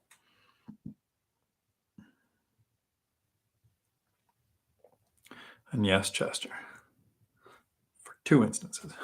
Daniel, any thoughts on the Rivian electric truck? That might be the one I was looking at. I don't know. I thought it was an F-150. The electric trucks, they were pretty. I want the Tesla truck, the weird looking one, not the one that looks like a jacked up Subaru. So if that comes out first, that'll be the one I get. But if that doesn't look like it's coming out, or there's a years and years wait list because so many people want it, then it'll be maybe the Rivian. I haven't looked at it yet, or the F-150. Alzette, are your rentals all in your name, or do you have an LLC? I hear from other channels an LLC protects you from lawsuits. Thoughts? I want to thank you so much for coming to my channel. I have a few videos on my channel about my thoughts on LLCs. So if this is a question, this tells me that you're kind of new. So I think you've been here pretty much the whole thing, which means you've been hanging out with me for almost 2 hours. That is awesome. Thank you for coming to the channel. And I'm saying that because I think if you're asking that question that you haven't watched a lot of the content, because there's one thing that really bothers me, and that's the LLC subject. The video on my channel on LLCs is actually called Llc Rant. And I was going to wait until I got to 10,000 subscribers to do it, but at around 8,000, I thought, well, I'm kind of not giving an opinion that I should share because a lot of people are being hurt by this. A LLC, not only does it not protect you, it makes you more likely to be sued. People think companies have deeper pockets than a person does. You get worse lending. You can't do refinances in your name. You can't do QM loans. You can't. Your interest rate's going to be higher. Your insurance is going to be higher. There is no tax benefit. The IRS in 1996 determined all LLCs, all single member sole proprietor LLCs, to be disregarded entities, which in the counties where I invest, LLCs are disregarded by the courts. They're not pierced. A lot of people talk about piercing the veil, where if you don't have partners, an LLC really is just you, so the courts can pierce it. Usually it's because they have to find a flaw in you commingled finances or something, but the judge can just say, it's actually just you, we're going to pierce it. In the counties where I invest, they are disregarded using the IRS as what they call precedents. Since the IRS determined they're all disregarded entities, our court systems here have determined that they just don't exist. So it's an expense you don't need to make lending harder, to make insurance harder, where you can't represent yourself if you want to go file for a judgment or an eviction. You have to have representation. Like, there's all these barriers it puts in place. Let's say you're a brand new investor and you want to buy a house. How does an LLC borrow money if it doesn't have a history or a debt to income ratio or all the things it takes? You can do DSCR loans. They're a little more challenging, but they don't take your work history and stuff in there. But it puts these barriers in place a new investor doesn't need. No tax benefits, and unless you have partners, no asset protection, and a bunch of problems with being able to invest. So Most people do not need an LLC. If you have partners, the purpose of an LLC is to limit your liability from someone else's mistakes. That's what the LLC does. If you need to borrow hard money because you're doing the Burr method or whatever your reasoning is for needing hard money, then yes, a lot of lenders will require an LLC. So then it makes sense. So there are times it makes sense to have an LLC, not for asset protection, not for tax benefits. And it's something I usually get kind of upset about when I see the post, not the question. I love it when I see the question because I think I get to share with somebody. You don't need one. It's going to make things harder and ain't going to give you the benefits you're hoping for. But when I see a Facebook post like on BiggerPockets or the Real Estate Rookie where somebody's like, you need a structured, tiered, multi-layer LLC subdivision with this much assets in each one. They make this massive, confusing math equation that nobody needs. There is a new investor who's looking at Facebook and thinking, this is an investing group. These are people who invest in real estate. I'm going to get what I need. They don't own a property yet. They don't know how to calculate the yield. They don't know how to find a market, pick a strategy. They haven't talked to a lender. They don't have any of the steps in place. So their first thing they see often is why you need an LLC. Imagine this. Can you imagine? It's so weird. Attorneys and CPAs who get to charge for setting them up, maintaining them, and filing taxes on each one each year might encourage you to have multiple LLCs. So what are the odds, right? That could be a barrier to somebody thinking, I can't buy a property. I don't have an LLC. I don't know how to make one. How do you name an LLC? How do you pay yourself from an LLC? Like simple questions that just make real estate not possible when there's already enough to learn. So that's a great question. I appreciate you asking. The video on my channel is called Llc Rant. So you can find that. Jack, I have limited time. I have a W-2 and looking to buy a multi-unit. I'm currently 4.5 weeks into doing the work using the CDS app from Chandler David Smith, who has a great YouTube channel and a great free app for calculating your yield on properties. Would you suggest I binge all your videos or buy Zuber's course? Ooh, that's a hard. I wouldn't binge all of my videos because a lot of the live streams are answering questions like this, which might not target the information you want to learn. I would go to Zuber's channel and my channel and look up the specific things you need. How do you calculate the numbers on a rental? How do you pick a market? How do you pick a strategy? How do you set rents? Like all of those kind of things. The great thing with Zuber's course is, and this will probably be what, someday I'm going to make a course, but not today. All of my content will be available on my channel. I currently have coming up on 300 videos, right? So that's a bit of content to binge. There's some you should probably skip, some deep dives where you might get some benefit from, but it might be a strategy that won't benefit you. So I don't know if I'd binge it all. Zuber has coming up on 7,000 videos. The reason his course has benefit is it's less than $500 and it's chronologically structured. This is the order you should invest in. These are the experts who talk about self-managing or house hacking like the lumberjack, or investing at a distance, or DSCR loans, or whatever strategy you're going to pick in a teachable format with questions at the end that logs where you're at. Like, to me, that's totally worth the investment. So I would spend a month or two looking at both our channels to see how much content you can take in before I would commit to the course. But then when you're ready, when you realize you don't want to filter through 7,000 videos to find the stuff that really matters to how you want to invest, that's when the How to Get Started One Rental at a Time course would make sense. It's one of the few courses I do recommend. I am currently going to be taking the Chandler David Smith course and then doing a review. And when I let him know that I was doing that, the really cool thing is he did the same thing that Zuber did. When I told Zuber, hey, I'm taking your course, I'm going to do a review video. Almost like the same answer, both of them said, cool, awesome, thank you. Be honest.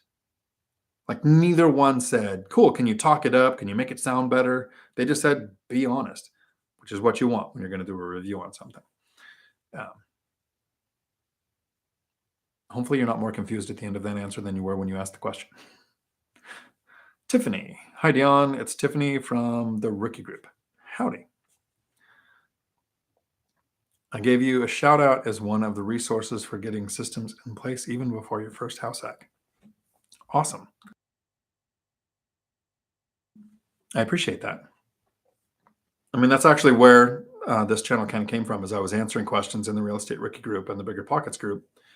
And I thought if I made a few videos, when the same question pops up, like, should you have an LLC? How do you set rents? How do you find an agent? Then I'd have a video to send. I thought maybe 5 videos. Jack. Also, why is the vodka neon green? It's alien skull vodka.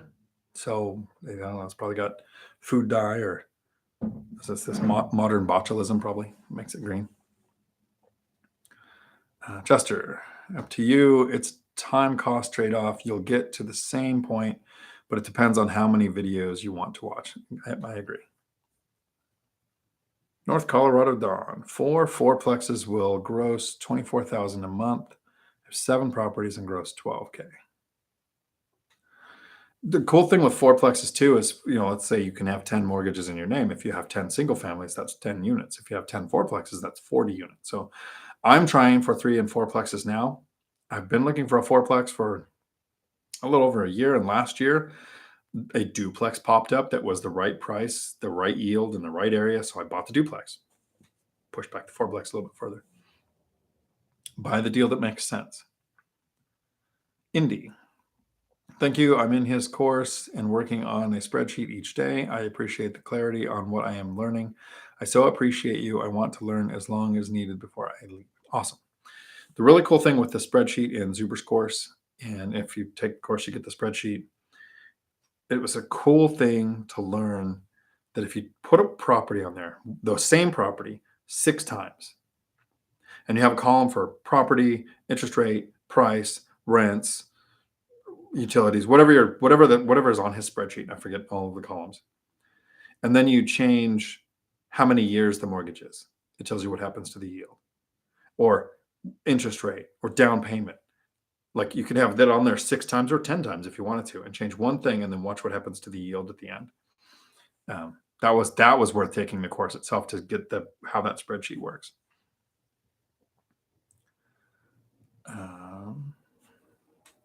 Larry.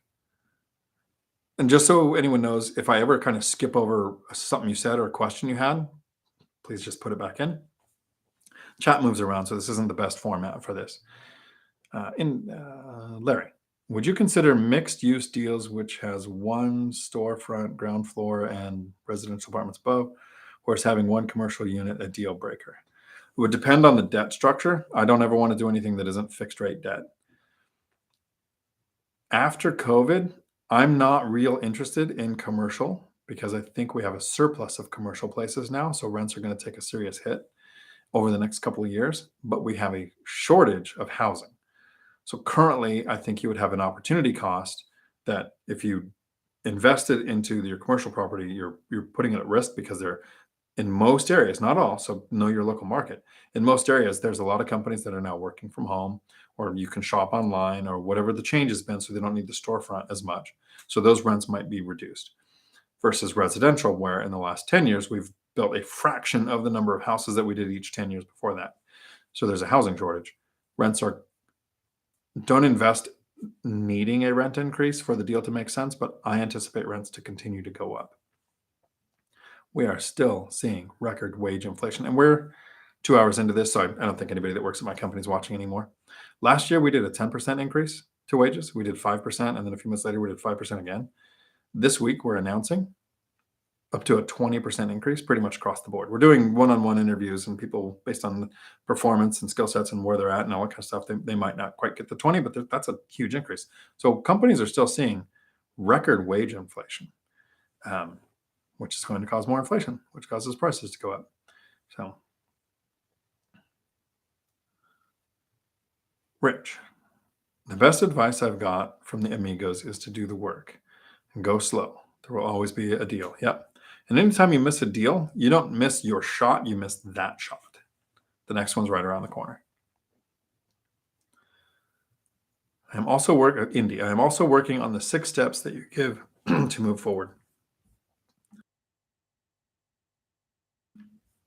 Thank you. I think that was the live stream last week, and it was my keynote speech at the Northwest Action Summit in Portland, Oregon, the weekend before. 6 basic steps to get started in real estate. or the 6 steps that we continue to do even when we've been investing for 10 years. It sucks. We had 100 viewers and there was all the internet problems. In the last 10 minutes, it seems like it's fixed itself. So I appreciate everybody who's hanging out this long and put up with all of the technical issues the internet seemed to be having. Jay Hayes, howdy. You need to wet those vocal cords. Cheers to the alien vodka. Couldn't resist. That is actually true.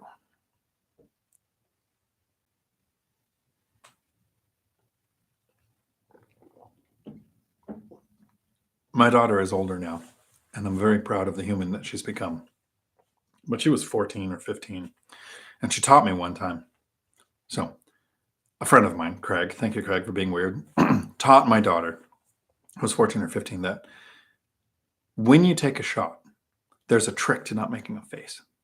So imagine this. I'm a proud parent, 14 or 15-year-old daughter, telling me how to take a shot. Put it in your mouth, and you hold it for almost a full second because our body will adjust to what it's going to do to our throat. And then you don't make a face. Very proud of her. Still need to talk to Craig.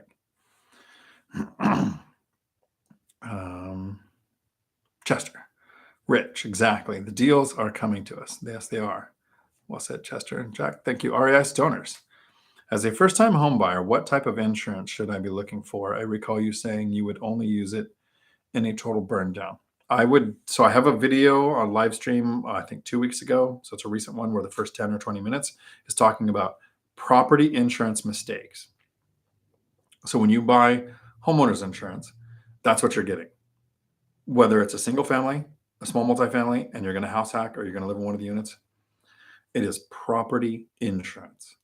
I do at least $300,000 slip fall, so injury coverage, and complete replacement. Your mortgage company is going to require that insurance covers that their mortgage would be made whole.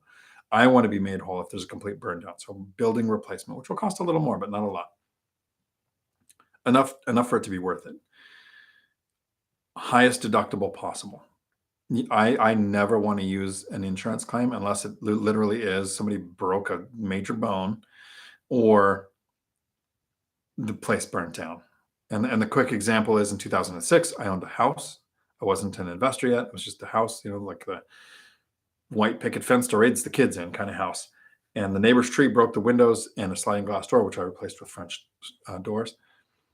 It was like $1,300 in damage. And my insurance almost tripled in price. And for 5 years, no one else would insure me. So I don't ever want to do an insurance claim unless I really need to. So my deductibles are all $5,000 or $10,000. $10,000 whenever they have it as an option, and sometimes they don't. So you get a $5,000. Once I had 3 properties, I should have gotten an umbrella policy. At 4, I picked up an umbrella policy. So it was $2 million in coverage on me with each property named for $550 a year. Now it's a little over $600 a year because of inflation.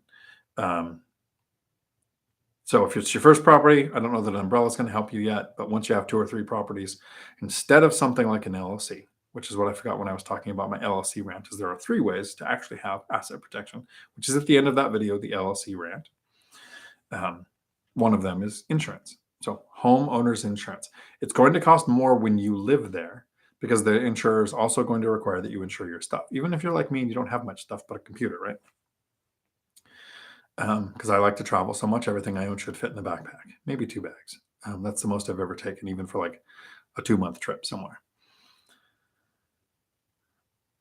So when you move out of a house hack, so let's say you buy a duplex, you live there for a couple of years, and then you buy another one and you move. The day that you move out, you need to let your insurance company know that you're moving out because your property insurance on that duplex will go down because you're no longer insuring your stuff there. It doesn't cost more to insure a property that has that has tenants. It costs more to insure a property that has your personal items insured in it.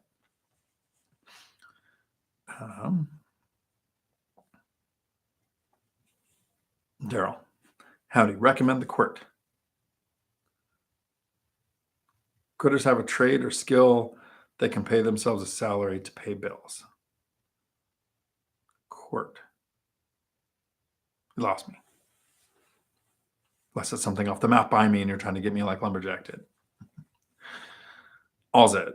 Will you be speaking in Portland again anytime soon? I don't think so. I was invited to PA for whenever they get their event together. And I'll be presenting there. I don't know what yet. That'll be what they want covered. I'm not sure on the timeline on that. So I don't get to Oregon very much. I just went down for that summit. I think it's one of the only times I've been to Oregon in a decade, probably. So I'm about 3 hours away from Portland, so it's not too far.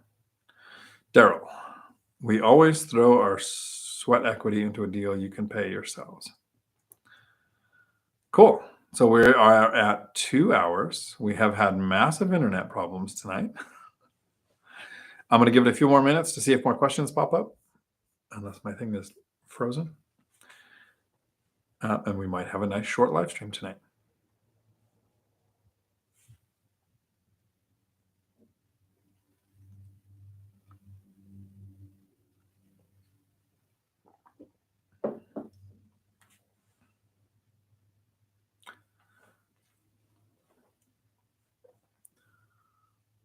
Rich, thank you.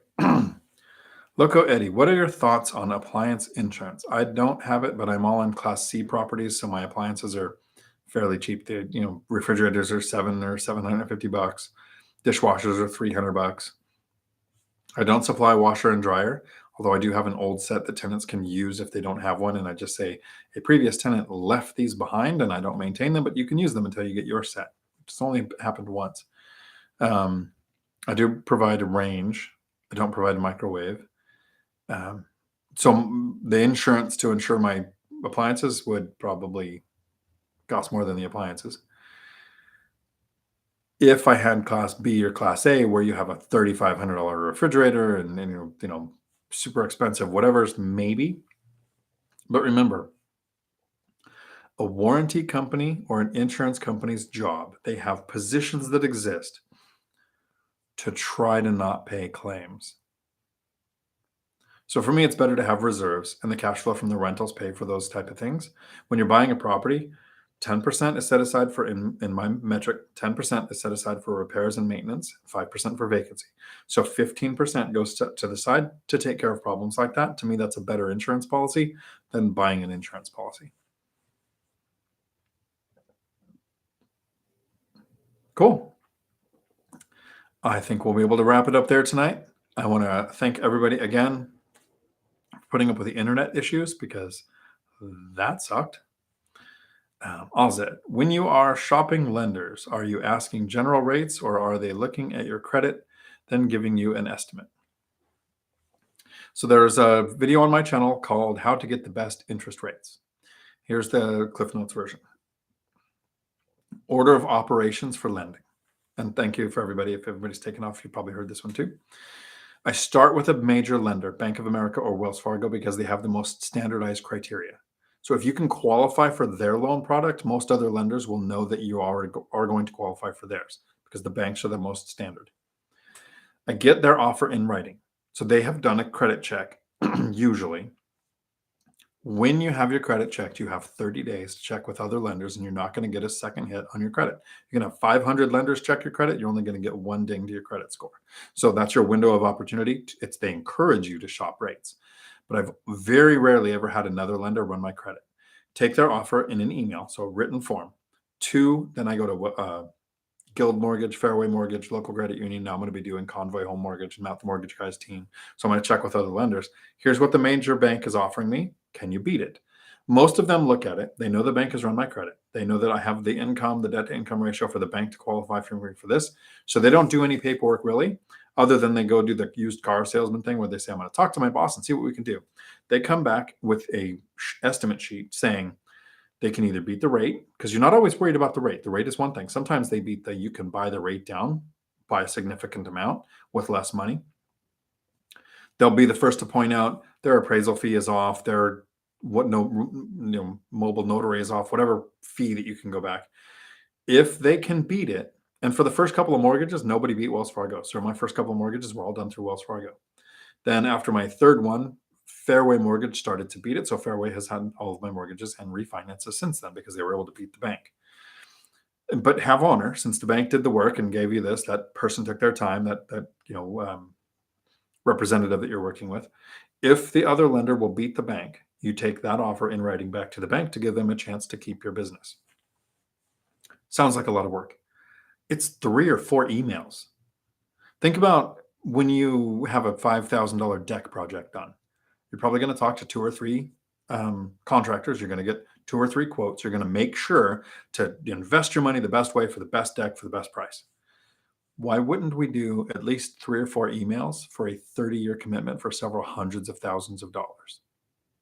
Sounds like a lot of work, but it's very much worth it. So that's how I do that. Thanks, everybody. Appreciate it. Don, many thanks. Jack, thank you.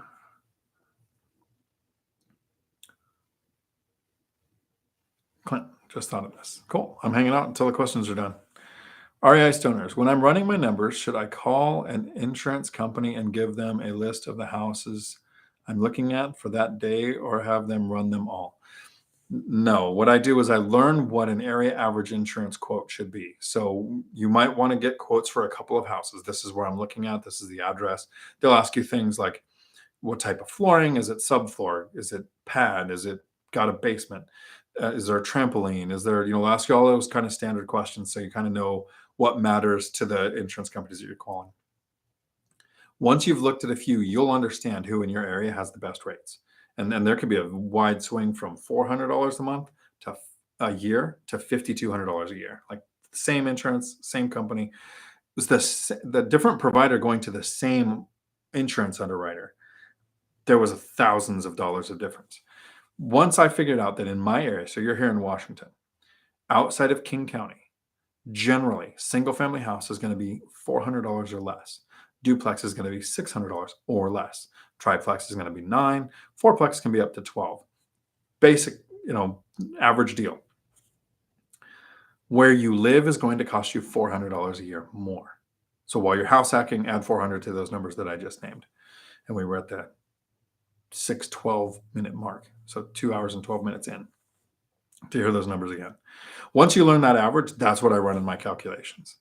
And yes, some things might go more because it says something like there's an existing operating fireplace or the roof has this many years left of life or whatever can matter to make the deal different. But you can adjust that once you're under contract. Yeah. Tom, hey there, Clinton. Does Micro Lumberjack have LLCs? The Lumberjack uses a trust, so no LLCs. Mike might, because he has some commercial properties and he did non-QM loans, 5 units or more.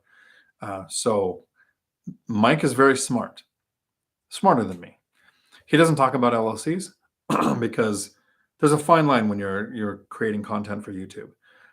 You can always tell people who are over 30. They'll say this sentence. And I say it if I have somebody on my channel who's over 30, because there's no requirement to do this. And it doesn't protect you in any way. To say things like, I am not a financial advisor. This information is for entertainment only. So when I say that in my videos, I'm doing that for entertainment. Like the saying of it is for entertainment. But Mike doesn't want to get sued because he gave somebody advice on whether they should have an LLC or not. And then they chose one and it cost them a deal or whatever the thing is. So he doesn't talk about that. I don't care. Come at me, bro. I want new investors to know you don't need an LLC. Get several rental properties. And then later, when you have cash flow and you want to sleep better because you feel like you need an LLC, sure, waste your money on having a couple of those. So I actually don't know about Mike's situation on that. I know that Lumberjack doesn't, and he's done a trust for his business structure. Tony, thank you. Larry, what are your top 5 factors to evaluate before buying a property for tenant retention? What are your top 5 factors for tenant retention if you inherit tenants? That's a great question. See if I can count to 5. My inner gully dwarf might not get this. Top 5 things for tenant retention.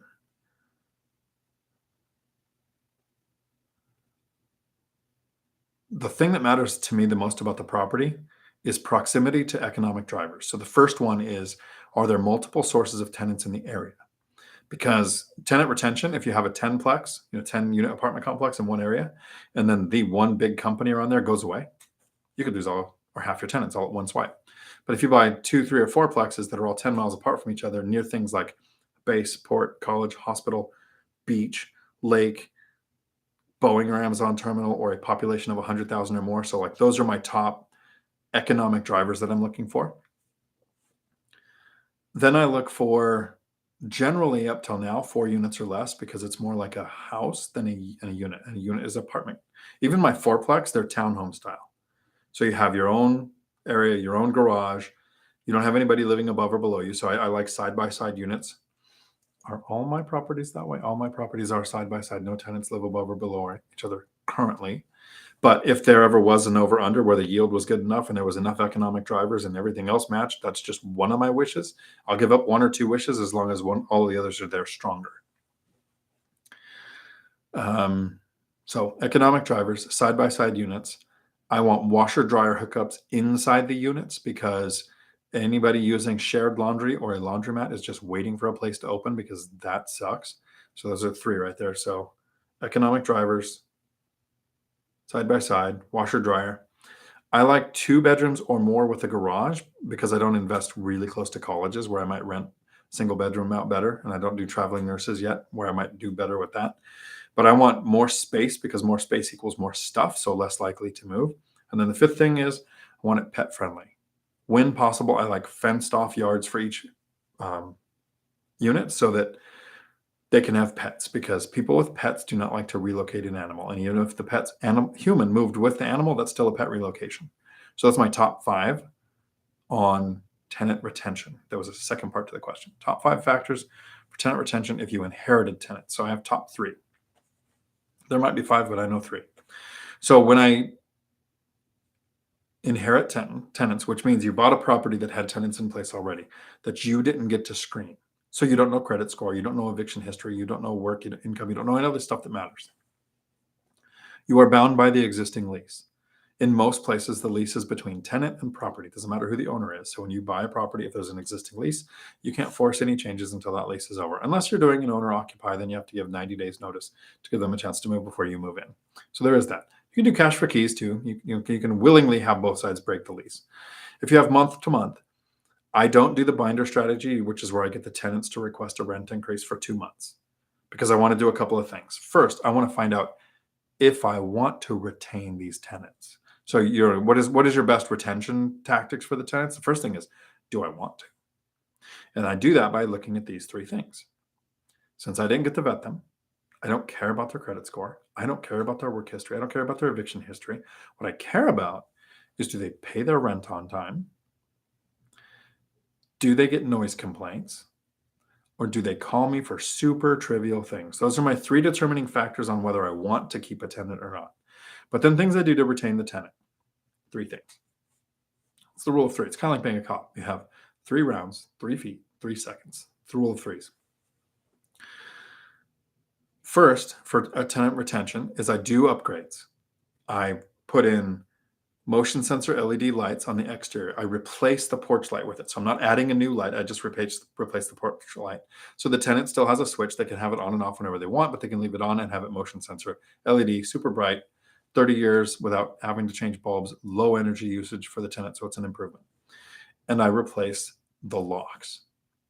I put in coded locks, because all my properties right now are pretty much Class C, and Class C tenants are kind of shocked when they don't have to have keys. That's kind of a nice upgrade.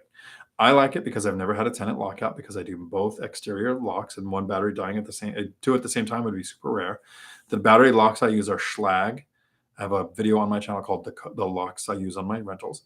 I've got batteries that lasted over 2 years. I could change codes when there's a tenant turnover. I could change codes if I have a handyman stop working for me. I could change codes when a contractor. I can allow people in from a distance by giving them a code that I can change later. But the tenants like the upgrade of the lights and the locks. I ask the tenant, if you owned this place, what would you change or upgrade? What would you fix? And you would think tenants would say things like, well, I want a new bedroom, right? Or a pool. No, it's been really small things like, can you fix the ceiling fan? The remote doesn't work. Or can you put in a screen door? I like to have the door open. Super small, $100, $200 things that makes the tenant happy. So those are the things I do in the first 2 months. First, I make sure I want to keep them. And then I replace the lights and the locks, and I ask them what they would fix. At the 2-month point, I then use the binder strategy. It's more likely to be effective because they've seen I'm going to fix the place, and I've had time to determine if I want to keep the tenant or not. So that, I hope, answered that question. It's a great question. Thanks, Larry. Thank you, Indy. Alzet, I've got my list of your videos to watch. Thank you so much for your time and knowledge. Appreciate it, Alzet. I would really appreciate it. I would hope that everybody would do this. Watch, I'm going to pull up the YouTube app. This is the comments. I'm going to pull down because it'll refresh it. There might be some. There are 3 comments outside of the live chat. So the live chat, I appreciate. There are 3 comments for me to respond to. That makes my day. Like, I can't say thanks enough every time somebody leaves a comment. So, Alzet, if you're going to go and watch some videos that wrote down the notes or whatever, doesn't matter if the video is from a year ago, 2 months ago, comes out this Thursday, whatever. If you leave a comment, that tells me it's totally worth making these videos. And I have 3 videos. I have 3 comments to respond to. That's awesome. It's the little things in life. And yes, I enjoy the live streams, but this is once a week, every Tuesday, for however long we can make the questions last. But I get to look at every day. And there are some days that go by. Oh, that's my first one of those. Thank you, John Health. I don't know that I've seen your name on my channel before. I really appreciate that.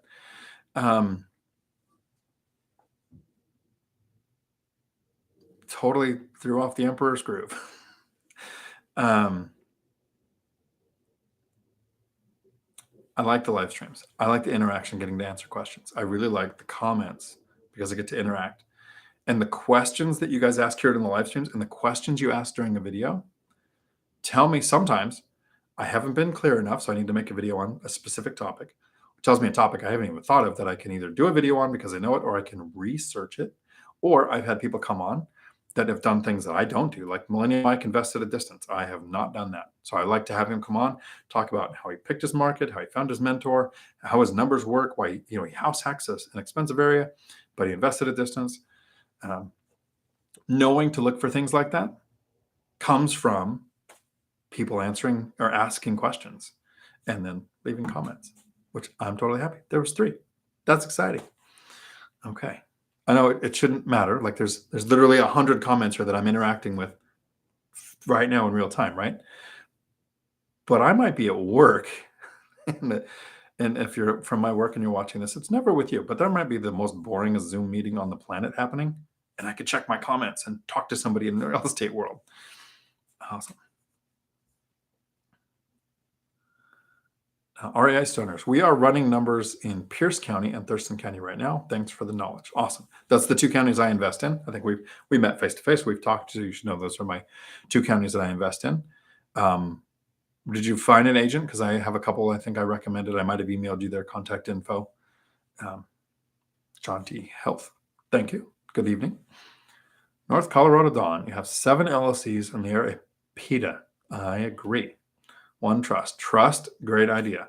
Especially, I have 3 kids. I'm going to have the trust set up and they're going to be in the trust. So there won't be, my portfolio right now is a little over 5 million. And sometimes, depending on who's in administration, 5 million has been the cutoff. For above that, there's an inheritance tax. Sometimes it's 20 million. Sometimes it can be 0. And some states, it could be everything above 0 is there's an inheritance tax. But a trust is a way to legally not have that problem. John T. Health, you were talking about getting a second home. It sounded like I don't need to pay off the first home first. I feel like the first house is going to take at least 5 years and only if other investments pan out. At the current rate of rent, I am the math just the rent covering the house would take 15 years. I'm inheriting a tenant on my first house. Thank you so much for coming to my channel. That is a beautiful question. And I'm going to try to talk for the next 5 minutes without disagreeing with you. Don't know your situation, but there's a part of your brain I'm going to try to pull out. Why would you want to pay a property off? ever. If your interest rate was above 6%, okay, maybe you're getting a good enough return. If you pay off an 8% loan, you're getting an 8% return on your money. But if your interest rate is 5% or less, which most people who own a house and have purchased it before 2 months ago for the last 2 years, either purchased it at a low rate or refinanced to a low rate.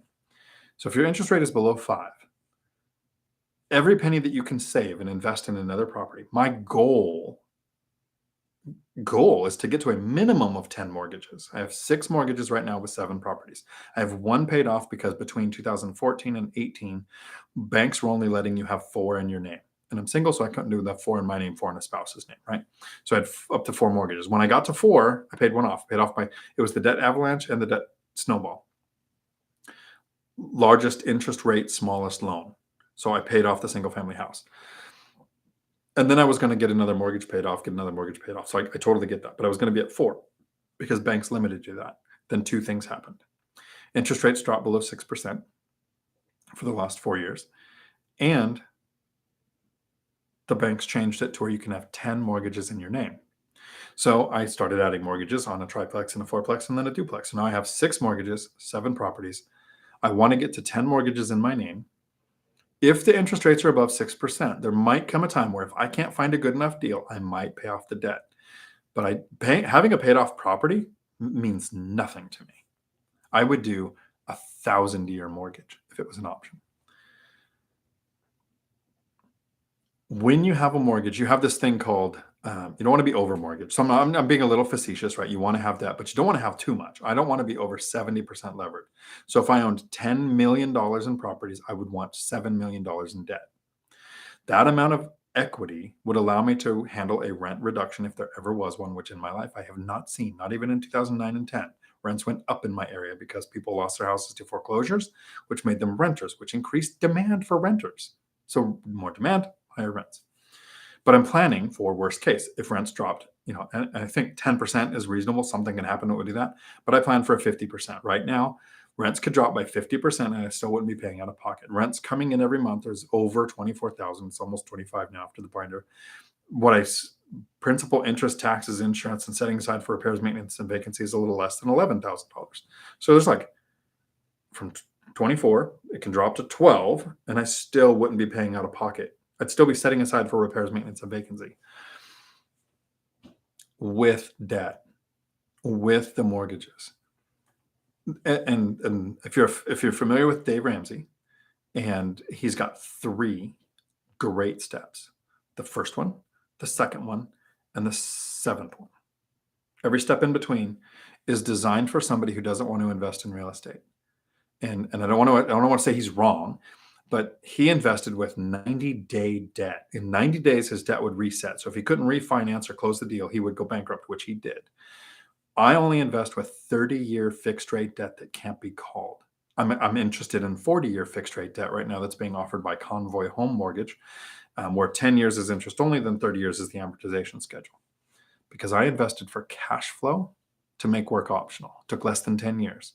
Started from a really bad position where I was $89,000 in bad debt, single parent with 3 kids, only making $17 an hour. And you flash forward 10 years and I'm in the position I'm at now, 11 years now.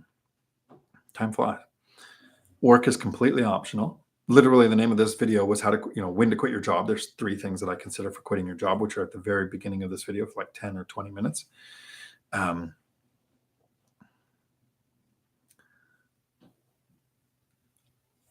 I wouldn't pay anything extra on a mortgage unless the interest rate was super high, because your money is better put to buying a property.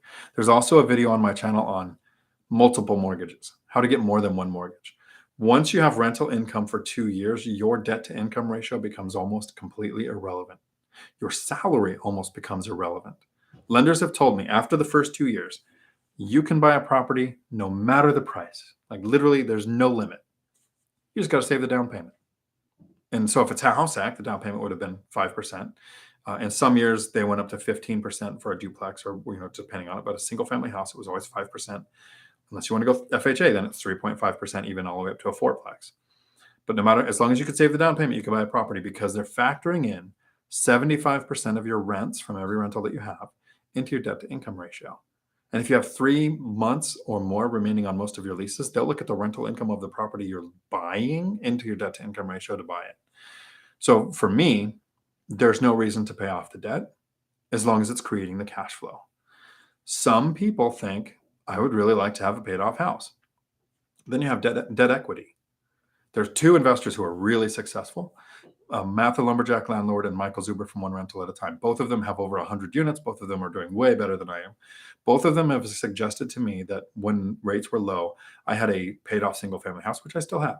They said I should do a cash out refinance and take out 50% of the loan to value and have that money to put to work when deals start to pop up, which we're going to start seeing in a few months. I didn't, because I think, kind of like you, I had the mental aversion to, I like having a paid off house, which I do, but it's debt equity. I'm getting a good cash on cash return. I'm getting a really bad cash on equity return. I did it because I'm financially free, so I don't need more cash flow. But to really grow a portfolio, paying off mortgages is counterproductive. So let me make sure there wasn't a question here. It sounds like I don't need to pay off the first one first. You do not. You can have up to 10 in your name. And as long as the cash flow is there, as long as you're buying properties that positively cash flow, lenders will lend you up to 10. The first 2 years are a bit of a challenge. Until you have some rental income on your tax returns, then life gets a lot easier. I feel like the first house is going to take at least 5 years, and only if my other investments pan out. Yeah, I wouldn't focus on paying that down at all. It's not going to benefit you. And I go for the longest fixed rate debt that I can. Hopefully, so John, I do this every week on Tuesdays. I do this live stream. I am going to put my email in the chat. And if you ever have any actual questions that you don't want to ask in a public format, anybody listening, even John, feel free, reach out. I answer the emails that come my way. I don't have a paid coach or mentor thing. I have a call coming up, and I might say, hey, it was really cool to get my first, super chat. If we have a call together, maybe the next week you do a super chat. I've had a lot of people offer to pay for an hour of time. I don't know what you would charge. I would feel like a complete jerk if I took someone's money in exchange for trying to help them reach financial freedom.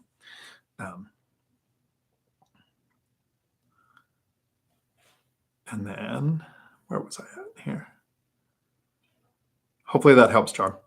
Chester, thank you. Logging off. Ciao, Chester. I saw you over on One Rental at a Time channel, and I'm an online trainer, and I work in food service. Nice. Cool. Online trainer. I work in food service. Cool. CJ, would you ever do these live streams with bringing guests on live via video, if that's even possible? It is.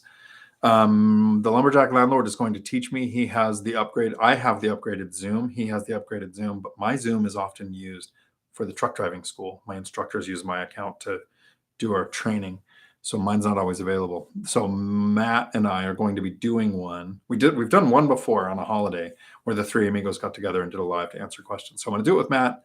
I'm going to figure out the Zoom technology, and then I'm going to have guests on. Like, I want to have Millennial Mike on to do a live with me, maybe Matsky Finance, some other people that come on that can answer questions. So that's in the works. I just don't have a 10-year-old around here to teach me how to use technology. So I'm still working on it. Oh, look, we've got some porn chat there. Yay.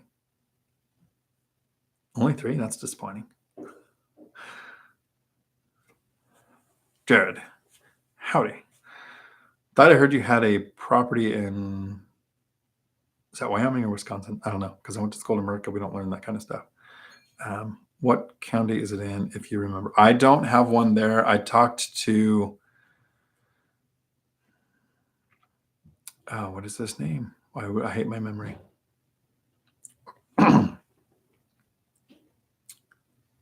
Justin Canberra, who invests there. And he has several properties there. He lives in Seattle and invested a distance there. I don't know what county it's in now. All my properties currently are in Washington State. But Justin Canberra, I don't know if he has a YouTube channel. I know he's on Facebook. He's usually really helpful. Clinton, have your older children taken interest in real estate? Would you partner with them if they asked, or would you just coach them? I would probably coach them more than partner. My oldest is my son, and he has saved for his first duplex. So we're working on that together. My daughters have not shown interest in real estate yet. I'm one of those weird parents that doesn't try to push ideas. Like, I ran a martial arts studio. None of my kids ever took martial arts. My son was in wrestling. My daughters were in gymnastics. So when it comes to real estate, the weird life hack that I've figured out is to get my son interested, you make a YouTube channel. He watches this stuff. He'll come up and ask me a question or say something about a topic I had to research to make the video, but he understands it because he watched the video. It's stuff he would have come up and talked to me about without this channel existing. So that's pretty cool. North Colorado Dawn, where are your affiliate links to Amazon? So in the description below, there is a link to Michael Zuber's book, One Rental at a Time. The way affiliate links work for Amazon is if you click on that, I do have on my video, the locks I use on my rentals, I have an affiliate link there. Here's how Amazon works. So behind the scenes for affiliate marketing, you can use this on Facebook. I was doing this a long time before I had YouTube.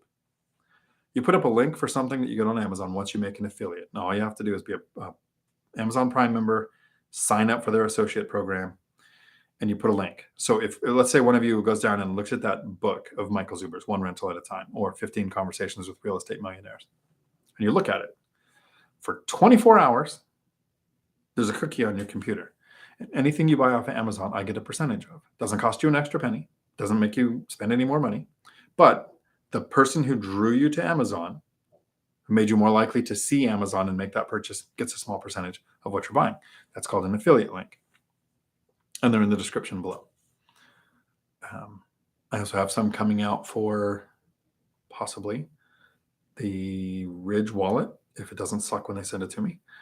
A hotspot I'm going to do an unboxing for, and another one that I will only talk about if it happens. But it's kind of cool to start getting affiliates, because the idea with affiliates is I put about 30 hours a week into YouTube, making the videos, doing the Three Amigos, doing these live streams, and I want to help people, and I'm trying not to monetize the channel. I'm trying not to. Currently, I'm not selling a course. I don't have a book yet. I don't have anything, right? So I don't want to charge people to share my information. So I don't want to charge people for the hour or whatever talk. But if I can make money that doesn't cost you any more money, I'm all for that. So, Million, howdy, haven't seen you in a minute. Can you repeat the earlier question? If you had 300,000, can save 40,000 per year and only have 3 years before you quit, how do you invest? It's the answer you're not going to like. You have 3 years to retire. That means you're going to house hack a minimum of twice. You start now. You have the 300,000, find a house hack. In a year, you're going to be hunting for that second house hack. So at least twice. At the second year, I would try to house hack again, because you could do it every year. House with an ADU gets you 5% down conventional. The first one, if you don't own any properties, it'll be a 3% down conventional. If you want to go duplex, triplex, or fourplex, FHA is 3.5% down. So I would probably use the lumberjack landlord strategy of 4, 3, 2, 1. Buy a fourplex, 3.5% down, house hack it for a year. Do it again. At the end of the 3rd years, buy your forever house with the low down payment, single family house that you're going to live in. Take care of the rentals that you have and reinvest the cash flow, because now you have 2 years with rental income on your tax return. So buying after you retire in 3 years would be possible. Snowball that cash flow, and your next purchases might be 2 or 3 years beyond. But so the first, it's really weird. It's backwards.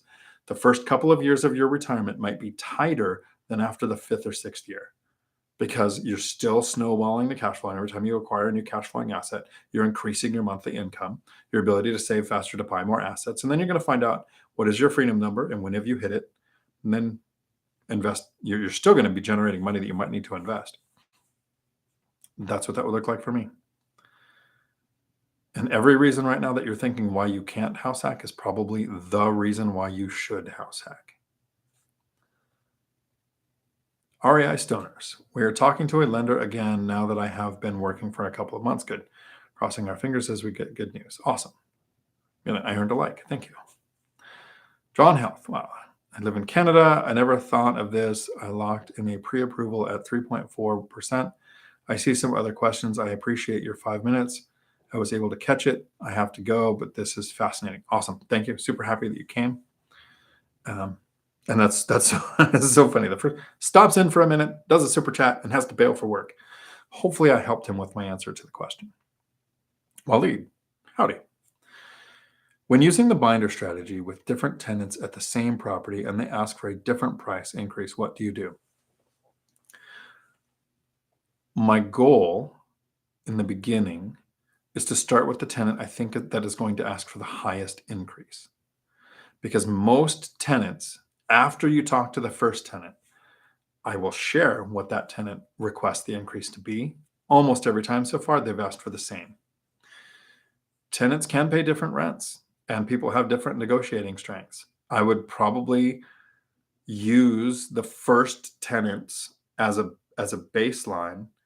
I wouldn't want to go too much more with the other people, and I wouldn't want to go too much less. So logically think of the tenants that you have, who you think you're going to communicate the best with, and try to do the binder strategy first with them. And remember, the goal is to get the increase to have a happy tenant. It's not so much to get the increase to maximize every penny that you can get. Other words, you would kick the tenant out, do a rehab, get best area average rents above because you're the newest rehab unit in the area. So I have tenants who did different increases. I'd had one where 1 year all we did was add utilities and some other things to their thing, and then the next year we did a larger increase, but we said next year we're doing a larger increase. And I had one tenant who binder strategied me first. Before I had the chance in those 2 months, I was giving that vetting period to figure out if I wanted them or not and doing the upgrades. They came to me and they said, hey, we see that you're upgrading the place. We don't want to get kicked out. We're on a month-to-month lease. If we offered you $155 more a month, would you sign a year lease with us? Which is the smallest binder strategy I've ever done. But since it was a reverse, I think they earned it. The following year, we did a regular binder strategy, and now they're pretty much equal with every other tenant. But you have a couple of years to make adjustments. So John, hopefully if you're still here, there's a YouTube channel called A Canadian Investing in the United States. A Canadian Investing in the United States here on YouTube. So he might have some content that can help you. John, what does it take to qualify for the second mortgage if I'll be coming back to this video? Hello in Futureland. Thank you for coming back. The second mortgage, if it's in the first 2 years, can qualify with your debt to income ratio. If you can't qualify with your debt to income ratio, you have some options. Canada may be different. I know it's not a word. Talk to your lenders to find out what the options are. There are lenders in the United States, so depending on where you're investing, that do asset-based lending or DSCR loans, where your credit score still matters, but your work history, debt to income ratio, and your income don't matter. They're going to use how the property would perform. I have a video on my channel that I did with Convoy Home Mortgage called DSCR loans. What are they? That has a pretty good explanation of it in there. So you qualifying for the loan is not always your only option.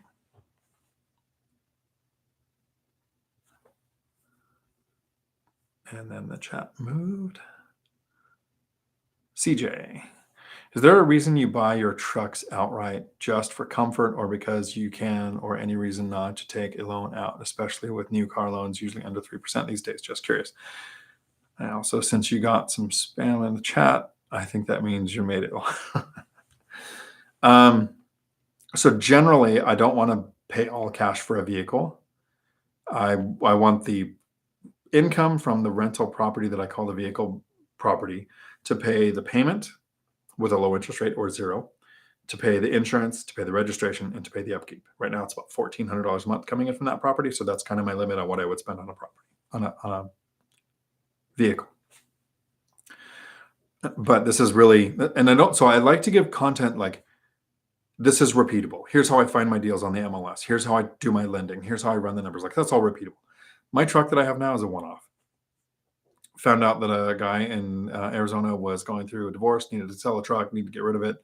So I drove down my Corvette in the middle of the worst snowstorm that California's seen in like 10 years. And I had to do the coast because Corvette in the snow to drive across to Arizona to do out this truck to get it for this just crazy, stupid, like mentally, I'm thinking free deal to get this truck. That's why I have a currently paid off truck. So I look for deals. When I go to buy the F-150 electric, it's probably going to be on payments, as long as the payment, the insurance, the upkeep, the registration all falls into that $1,400 a month. It'll just be bought by that property on a probably 60-month thing. So 5 years, the cash flow from that property will still exist. It will still be appreciating. It will still be experiencing principal pay down. It still won't be paying taxes on it. And it will have paid off the vehicle that is then paid off. So it's not always my goal to have a paid off vehicle. Just currently, that's the situation. So not stuff I kind of like to share because it's not duplicatable. You can't know you're going to find somebody going through a situation where they have to sell a vehicle super cheap. That's why I've never really talked about that on the show before. But thanks for asking the question, because it does make sense. I don't normally want to buy have a fully paid off vehicle. I want an asset for every expense, an asset to pay the payments. Currently, because I'm saving for investing. That time when I make the switch to I'm not going to invest anymore and I turn off the savings, turn it into spending, it might build up so fast. I'm like, yeah, I got to spend 60 grand on a vehicle. So let's just go buy it.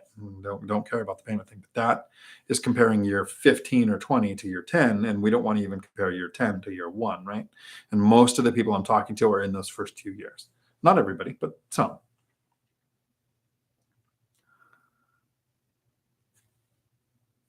Dawn, I sleep well with my paid off house. Me too. It's definitely part of the Swan account. Sleep well at night. Thanks, John. Dawn, oh, I misunderstood. I thought you had to have the link when I emailed you that time. Nope. And I got more spam. Yay.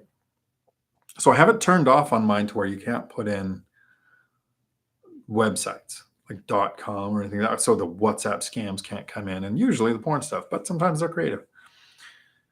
And then there's a way to block.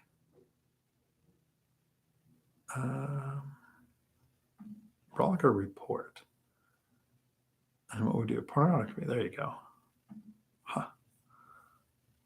Okay.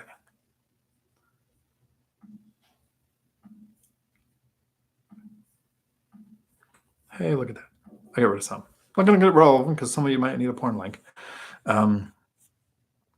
CJ, I have 2 paid off duplexes, trying to figure out what makes the most sense in terms of refinancing. I think I was only able to get them via cash offer, or I would have financed from beginning. Thoughts? So if you refinance, you're going to get a little bit worse rate than if you had purchased it. So that's the one drawback. We do sometimes want to make an all cash offer to get the seller's attention, to make the deal go through. But then when you refinance, you're going to get a refi rate, not a purchase rate. So it'll be a little higher, and rates are high right now. If it was me, I would probably wait a year or 2 to see what happens with rates before I did a refinance. You can always refinance your money to redeploy it if you find a deal.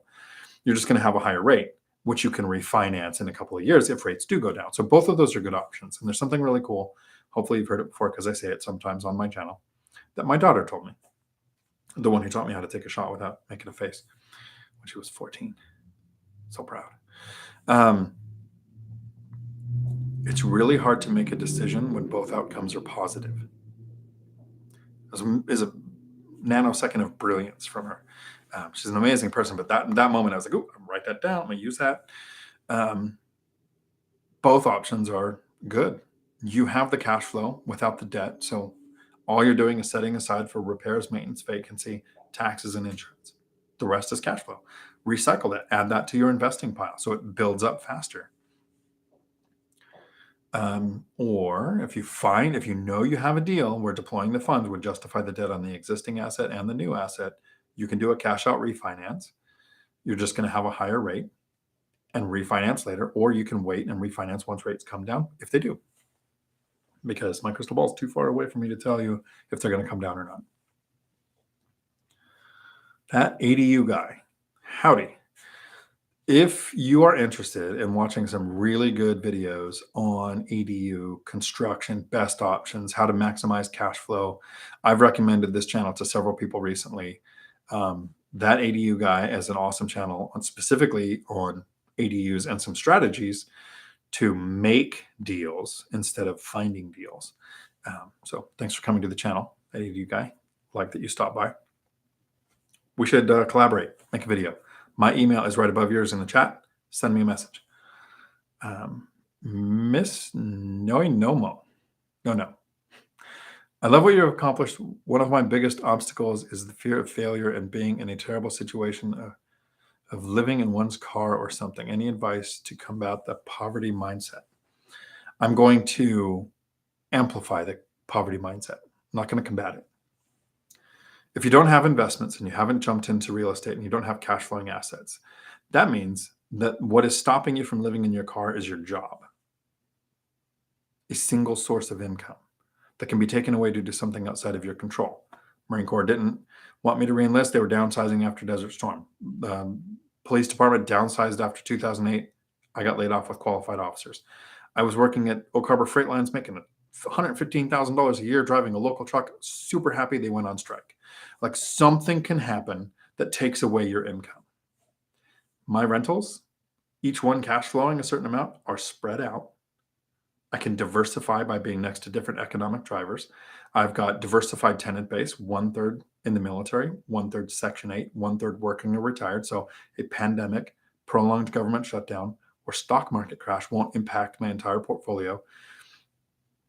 I sleep like a baby, and not the one that wakes up every hour screaming. I mean, I actually sleep all night like a baby because my job is not my only source of income. That's the fear that should motivate you to take action. Find a way to generate income that doesn't come from you selling your life 1 hour at a time, because here's the question. What do you do when nobody's buying? I hope that helps with the motivation and coming in here to get the specific questions. The 6 steps to getting started in real estate. It was my live stream last week. Hopefully you can watch the first 15 minutes of that to figure out those 6 steps, know exactly where you're at, to know what you can be doing now before you're even making offers. I hope that helps. Phil, howdy. What was the name of your friend's channel, that RV travel? I'll be redoing kitchen countertop soon, and I remember you said they did a cool one. They did, and their name of their channel is Durango and Pods, but it's something else too.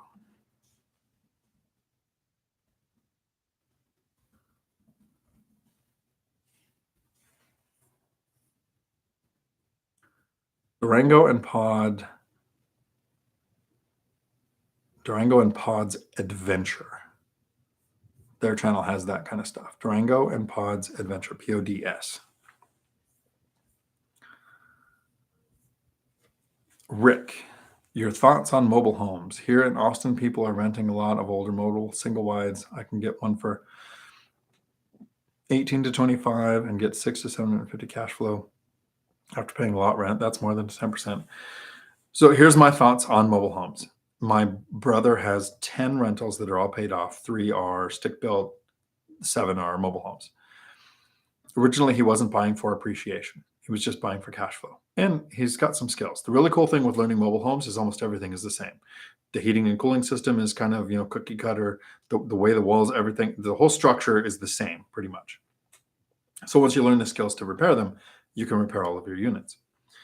Or finding a handyman that can learn all of them, that can then do all of that. I personally wouldn't want to own and rent in a mobile home park because something can change with the number of tenants versus owners that they can have. It's like having an HOA. You can get a random assessment. Lot fees can change and people can't afford rent increases. There's some issues that I would just personally want to avoid. Own the mobile home park? Sure. The mobile home in the park? Not so much. But a mobile home on acreage? Absolutely. And now lenders, because of the housing shortage, are actually being less restrictive on lending on mobile homes. So people are buying mobile homes now that are appreciating at the same rate stick-built houses are. So I support buying them. I just don't think I would buy it in the mobile home park unless I was buying the park. Hope that helps.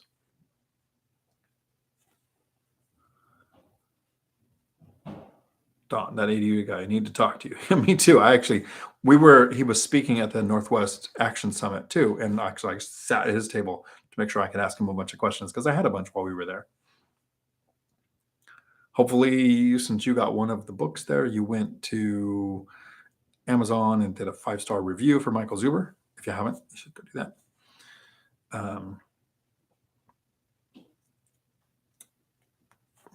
Kelly, howdy. I am facing two choices: house hack duplex in a less desirable neighborhood full of rentals, or a primary home in a very desirable neighborhood with a 300 square foot ADU. $1,400 rent versus maybe $500 for the ADU. Okay, so which one has the best yield? House hack is not forever, it's for now. And a lot of people have the perception that you buy a duplex in an area with a bunch of duplexes. Of all of my properties, I have one duplex that's in an area with a bunch of duplexes. The rest, it's all single family, fourplex, single family, like the triplex is by itself. So if you can find small multifamily that's not in an area of a bunch of other small multifamily, but if you're looking at those two, that's a hard choice. Again, both might be out and positive, but which one has the better yield? Run the numbers as if it's the year you've moved out and all units were rented. Compare the numbers to see which one would have a better yield after that year. And that'd be the one that I would go for, because some areas aren't as desirable. And I wouldn't want to buy in a war zone, especially if you have kids or family that you don't want to live in a war zone. And you want to be safe to go collect the rent once you don't live there. But if it's just because there's a bunch of tenants and it's still kind of a safe area, yield. That's what I would look at. Miss No. Thank you.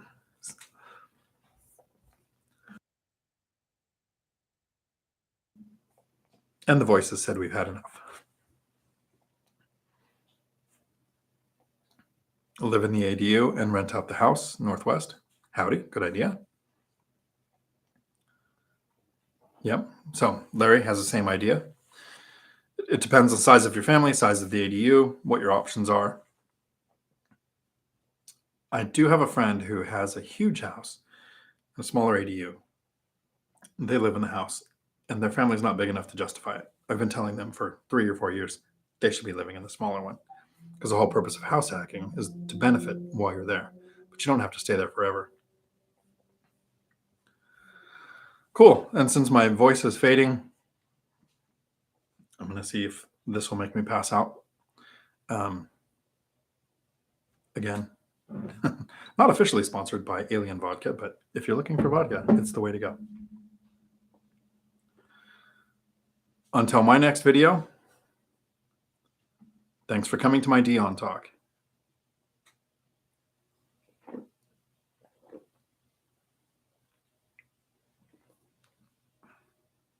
I had to make a face that time.